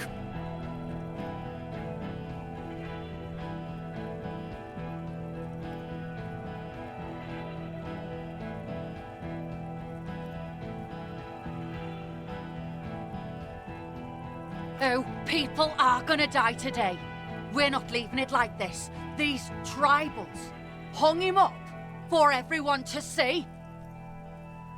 No one is going to kill anyone. Let's just put the guns down and talk like civilized human beings. With a wordless gurgle, the killer loads his long rifle. The leader gives a small nod to the helmeted man. Suddenly, your fingers holding the grip of a gun that has just taken a life tingle. Go for it, it seems to say. Even if it comes to a fight, it's always a good idea to drag it out first. Get under his skin. Peace. Always peace. It has worked thus far. Start with the first idea you have, then move down from that. Please.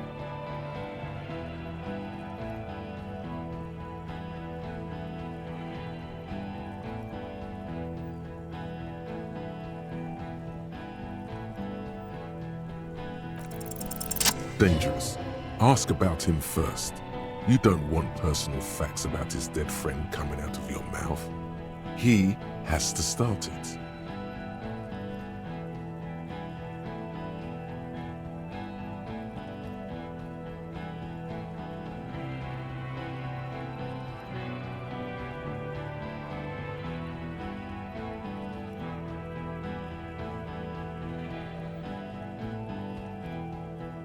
Sergeant Major Raoul Cortiner, reporting in to burn this fucking mud hut to the ground. Cortiner. Major Raoul Cortiner. Friends with Lely. Raoul and Lely. For killing, maiming, and humiliating our commanding officer. You're all sentenced to death by lead.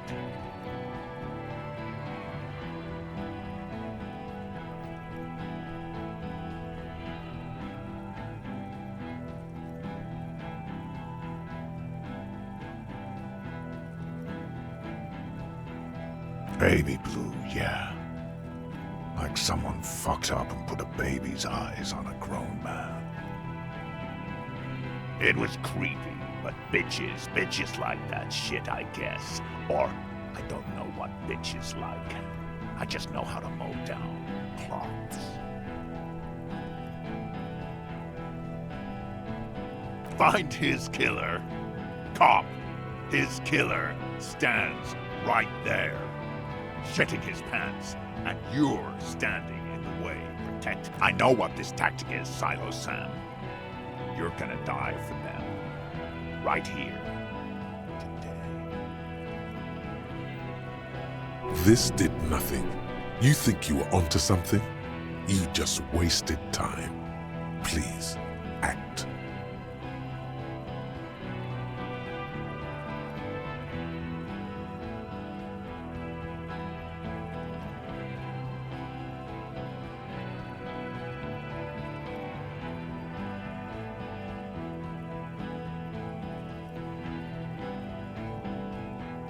Yeah? Who did then?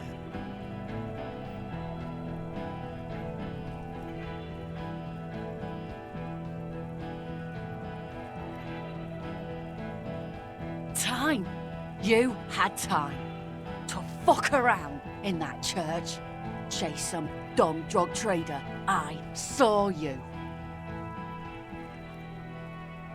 Time is up, Loincloth. Give me a name. Now!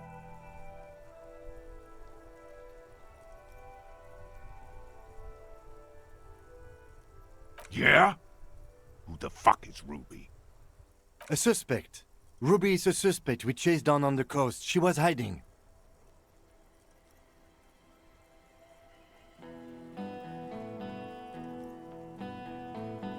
You think I'm fucking stupid, cop? What if I just shot one of your pals here, right now? How about the kid? Go ahead. Tell me about some puta one more time. Bad argument. He doesn't know local mobsters. Listen, please. This cop and this drumhead court marshal won't decide who... He's gonna do it. He's gonna shoot her.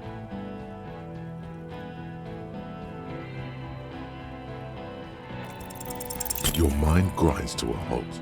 All you can see is the revolver in the man's armored hand, swaying, pointed at her.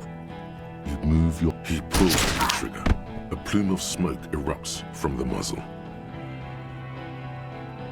The shot rings in your ears, a low, tinny ring. Then the Hardy Boys yell something. I'm okay. I'm okay. She's not. She's bleeding out. If she doesn't get help in 10 minutes, she'll die. Fuck this! Gene! Cancel Lizzie! Now! He wants you to open fire on the mercenaries before he does. He's waiting for you and your partner to be the shield.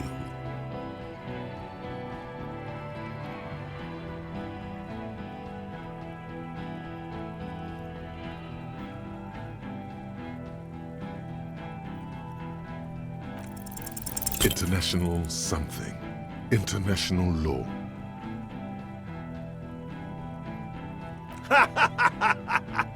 Look, there will be ramifications, but there don't need to be. Let's go inside and discuss what our investigation has uncovered. We have important... We're not fucking coming anywhere, Sailite. It's a miracle no one got shot this time. Stop attempting to use your head. It won't work. Rude. Rude is the killer. Rude, the killer, Owen Cloven. He doesn't talk much. All of you cunts inside out.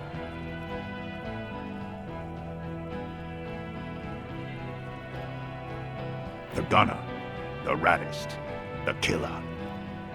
What do you think he does? You're a tit-sucking pig. I'm gonna show you, killer. What are we waiting for? Let's blow that... Lance Corporal, just fucking shut up and wait for your order. Who the fuck is that? Glacia, the woman upstairs, where is she? She left! She left! Her room's cleaned out! Right before these assholes showed up! We should have arrested her. You can feel how upset he is with himself. Just for a second. Then the fear takes over and he's back in the moment. Hey, Bushman! Your little cunt isn't gonna help you out of this one!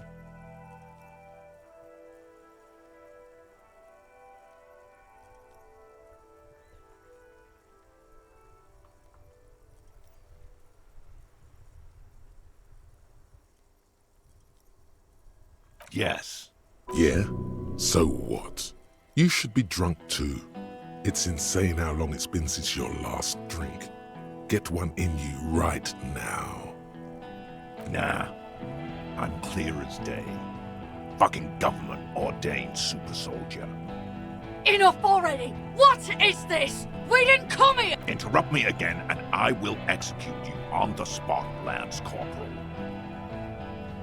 You think I care what that company cunt thinks?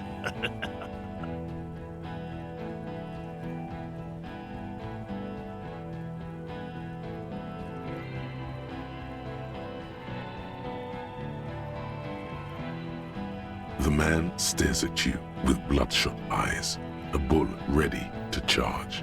He's not listening. She's gone, you stupid fuck! Sailed off 5 minutes ago. She doesn't give a shit about you, Silos. Stay cool! How is she? I'll be okay.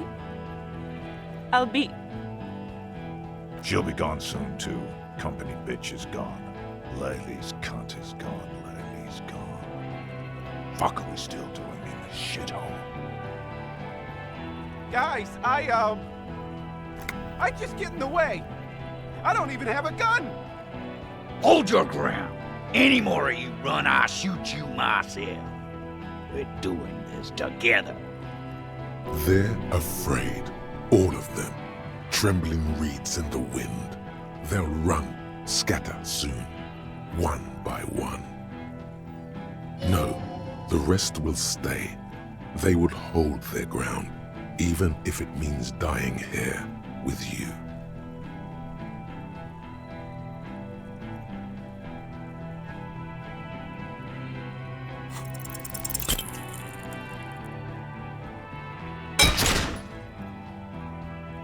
A small explosion expels the bullet from the chamber. With a puff of smoke, it hits the man square in the chest, producing a soft... The kinetic energy of the 9mm front-loaded bullet. Go ahead. Give it another try. Do it. primitive. Take me out.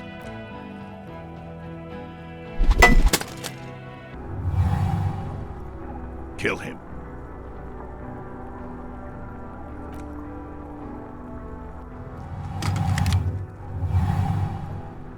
To your right, the killer raises his rifle and takes aim at you.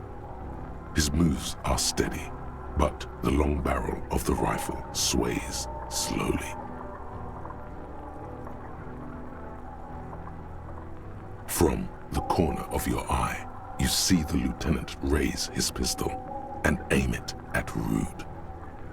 He's trying to find a straight line of sight before the rifleman can take you out. You stare down the barrel of the gun. You see Rude's mask behind it, his eyes in the slit of the helmet, like a camera. Is there anything we could use to protect this frail body? That gun will tear us to pieces. He's drunk. Drunk fighters overcorrect. Move right, he aims further right. The shot rings and you stumble. Something violently tugs at your shoulder, pushing you backwards with incredible force. A volcano of burning pain erupts from your left shoulder. The pain flows over your entire body like an awful shock. A grim knowing rises from within. God, please. He's aiming for the eye slot in Rude's helmet. An extremely difficult shot. Then, 2 shots reach your hands and you hear a scream. But you're too hurt to see who got hit.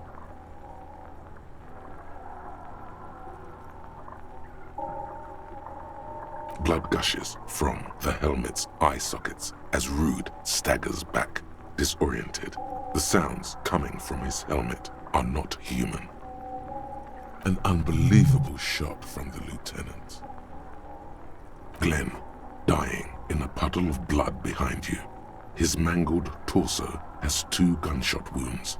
Blood gushes out of them like red geysers. Oh God, watch out. You see 2 cold eyes looking at you through all the smoke and panic, and a pistol raised, aiming at your chest, point blank. Then the man squeezes the trigger. A look of happiness. His eyes seem unnaturally bright, shining like stars. Something in the fear must distort him somehow. He is evil, and the end. Here it comes. Death.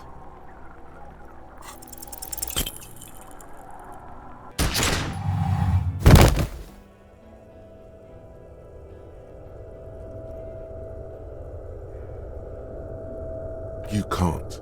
There is no time. Something inside your pelvis explodes. Your entire lower body is on fire and your legs can't support you. You fall down like a rag doll. The pain is too immense to scream. It pushes the air out of your lungs. Everything goes dark. A distant blur as you recede into it. The Hardy Boys are yelling. Someone is running, jumping over you. It's Titus with a splat like meat. You hear bullets rip into him. His voice, still giving orders, grows fainter. He's not gonna make it. You're bleeding out.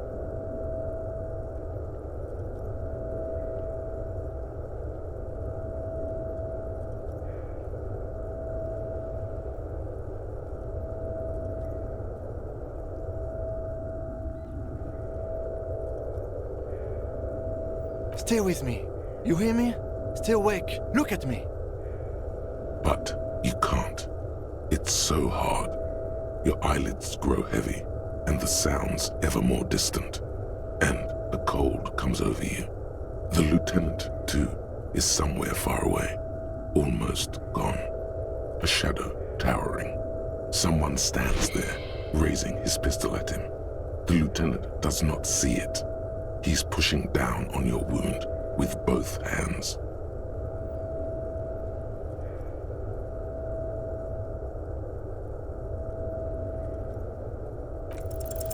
No, you scream. Behind you, from your bloody lips. Your eyes are full of fear. There is no room for hesitation.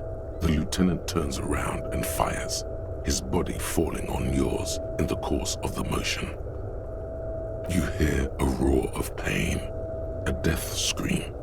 The sound disappears like someone pressed stop on the tape. The hulking figure, too, is gone. And so is Kim, and the whole world. This is death. One more door, baby. One more door.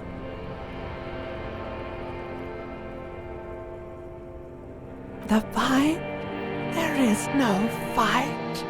The fight is over. It was lost 1,000 years ago. You have laid here forever. Keep falling. He's not taking it. His body is not taking it. Oh God, no. He's not disintegrating. He's swelling up instead. Over the hours, hurting, moaning in his sleep, and rotting, and being disinfected, and smelling of drugs, and feeling saliva in his mouth, drifting in painkillers, thrashing in his wound sleep. He can't go, not before the case is solved. Hours turn to days. Soon we will get up again and go through it again. Finally we know what the infernal engine was outside. The clarion call. It was him. He is the infernal engine. He never stops. He only gets worse.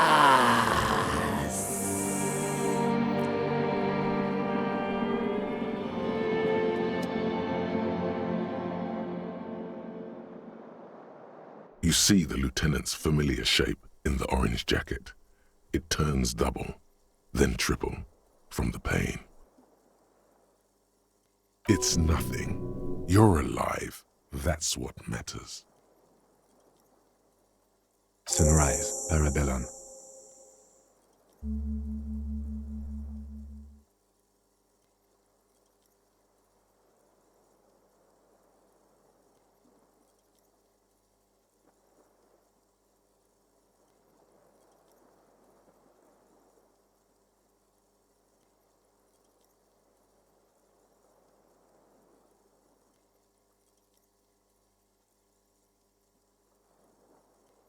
Mr. Gart cleaned it. It took him an entire day.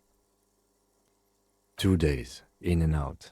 You've been up enough to take Dramamine and curse, and drink water.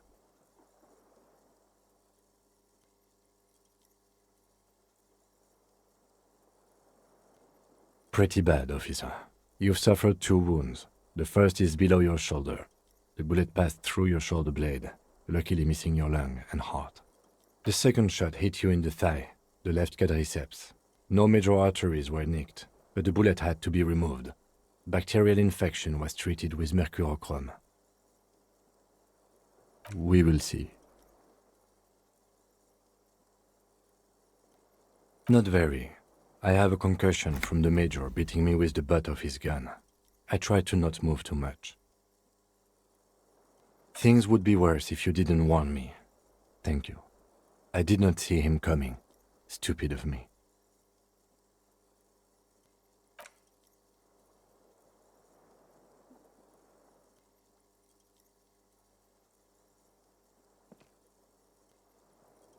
Easy now. You can take it. Just don't lean on that leg of yours too heavily. How are you?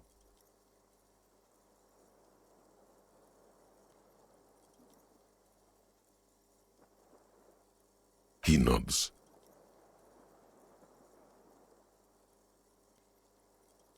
What happened? You shot the colonel, unsuccessfully. Then you threw your gun at him. A firefight ensued. As retaliation, the rifleman shot you. He hit.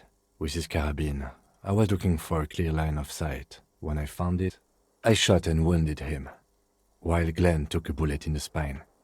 It was meant for me. He did not survive. This is not the first person to die in his place. Titus, Fat Angus, and Theo charged. Angus and Theo died before they made it to intensive care. Titus died in the hospital yesterday. Alain and the young musician, I forget his name, they are all that's left. Yes. You were bleeding out by then. You warned me. I was able to disarm Cortana before he got the jump on me. Thank you, although... I was not able to kill him, as I should have. Crenel took him. A stray bullet killed the Pole, though. And that's what happened.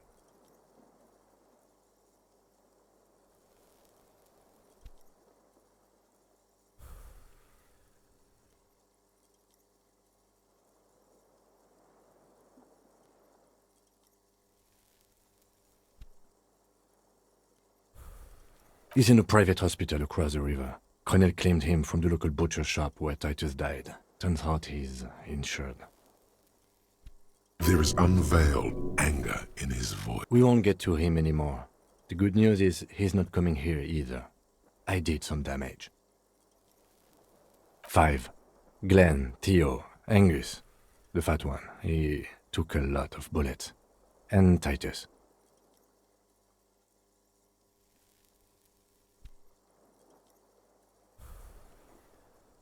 And Elizabeth too. Elizabeth Beaufort was her name. The gardener. No, she bled out before Everard's surgeon could help her. Everard sent his personal doctor, but a costly loss for the Union. She was being trained for leadership.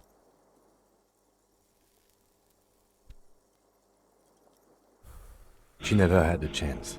She should not have been there in the first place. There was no way to convince them. All.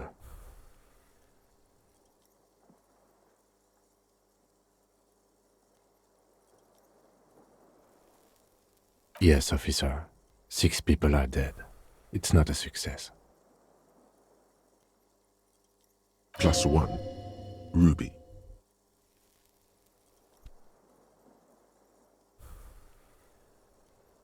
But what's done is done. The violence is cordoned off. The Hornets did not get into the beehive. The worst scenario has not materialized. Yet. And we are still alive. Both of us. His smoking, his hunched back. You have it worse, but he took a real beating. That cigarette has medicinal purposes. I honestly don't know. Do you? Because we can't talk to Everard. The harbor is in lockdown. Everyone in there is outside our grasp now. And Joyce has left too. Yes, she left yesterday morning. To meet the board of Wild Pines, or that is what I've heard. There's a pin somewhere in the machine that keeps Connell from sending in a death squad. Maybe it's her. Maybe she kept her hand. Either way, Ruby's gone, and Classio too. We really should have arrested her, you know?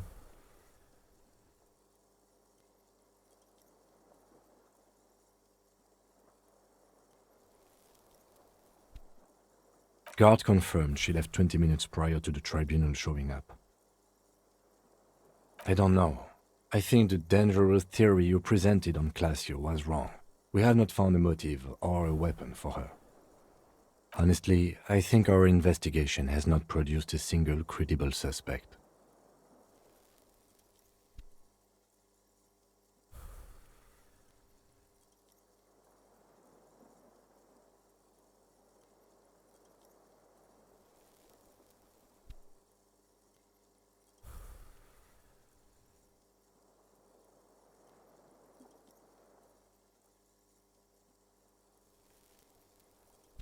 It's extremely easy. There are thousands lying around. We found one, all completely unusable. It's precisely how easy it is to find one that makes the bullet useless.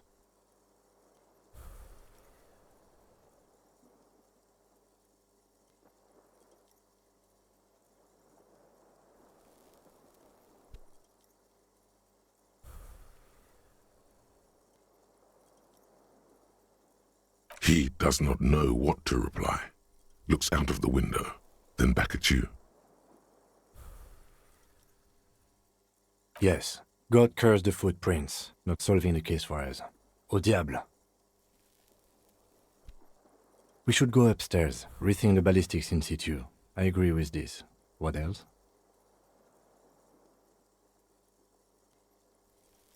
What? Every piece of garbage in the city is not connected to the case. You don't have to keep everything.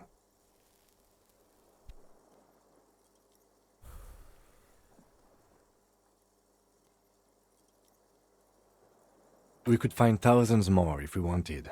All of Revachon. But they seemed so mysterious.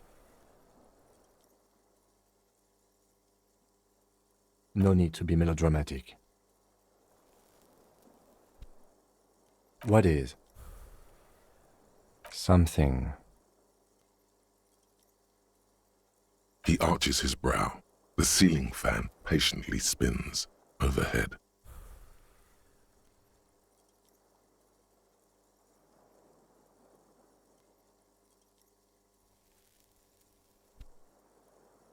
It really is very hard. He sounds surprisingly weary. That concussion must be making him dizzy.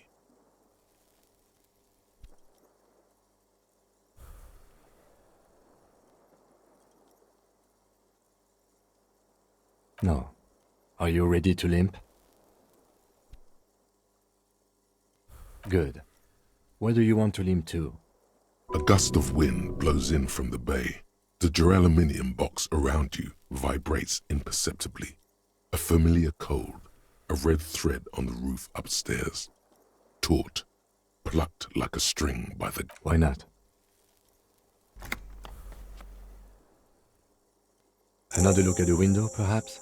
The one he was shot through. I don't know. I can't...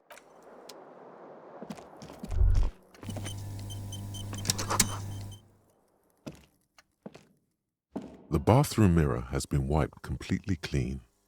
You see the reflection of your face in the mirror. Even now adorned with still not happening.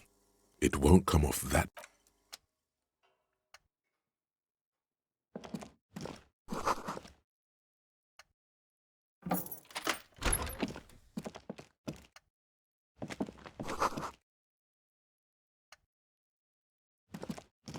These papers bear the stamp of the RCM.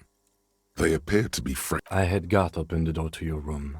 You were running a low bacterial fever the first night.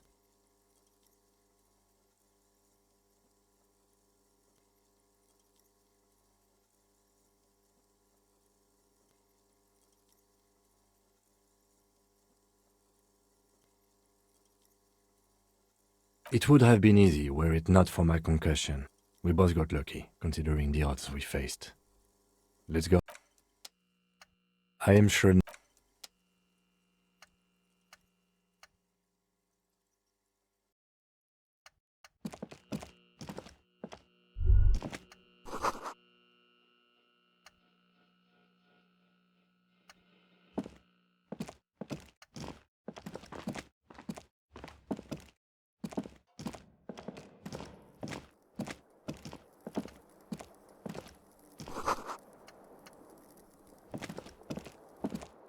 This fan, or has it been consigned there?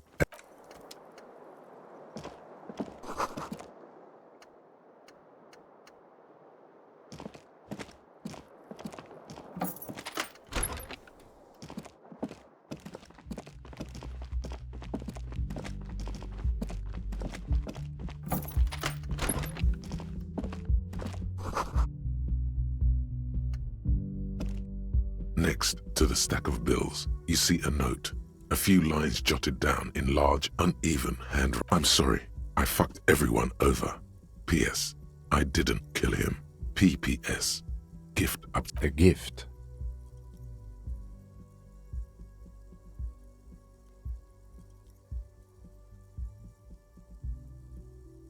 It's hardly surprising. I am not drawing my gun. Yet. But I don't like gifts. Just don't walk into another radio trap.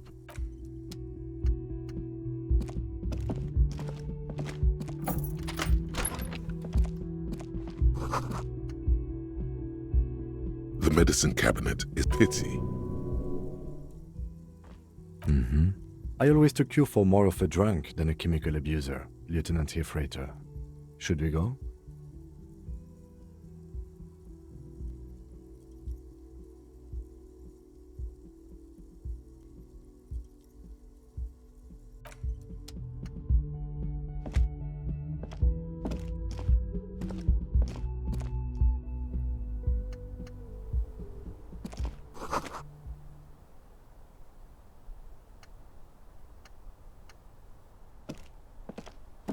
You see the same two neon-lit shapes, a man and a woman, only now a red thread bisects the room, pointing from the antenna outside to the cupboard on the wall.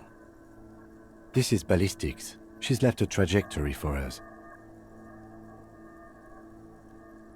A ray of backward motion explodes from his mouth to the roof outside, A prime, to then widen into a radius of locations in Martinez. It suggests the bullet came from the extreme upper quadrant of possible angles, from a point beyond the roof, B triple prime, the island in the bay.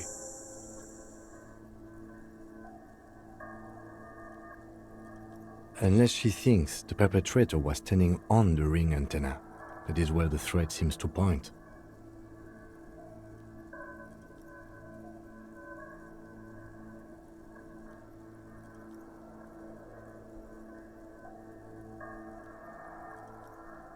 I remember. She was there that night. She would have known precisely where the bullet hole was in the glass. She had a long time to think about it after, standing on that roof. It also looks like there may be more to her skill set than we know. The question is, should we trust her?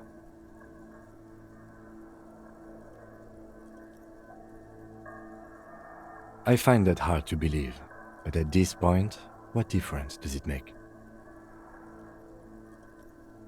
So it is. For a second he seems tired.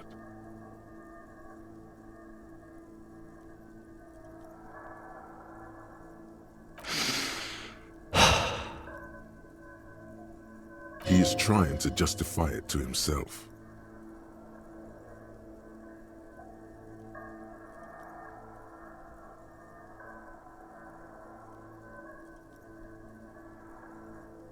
Of course. I mean, how do we get there? Joyce Messier had a sloop, but she's gone.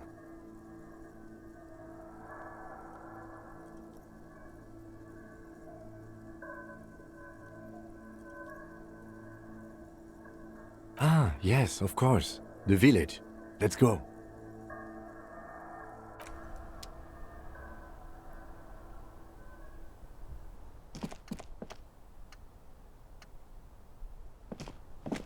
A red thread runs through the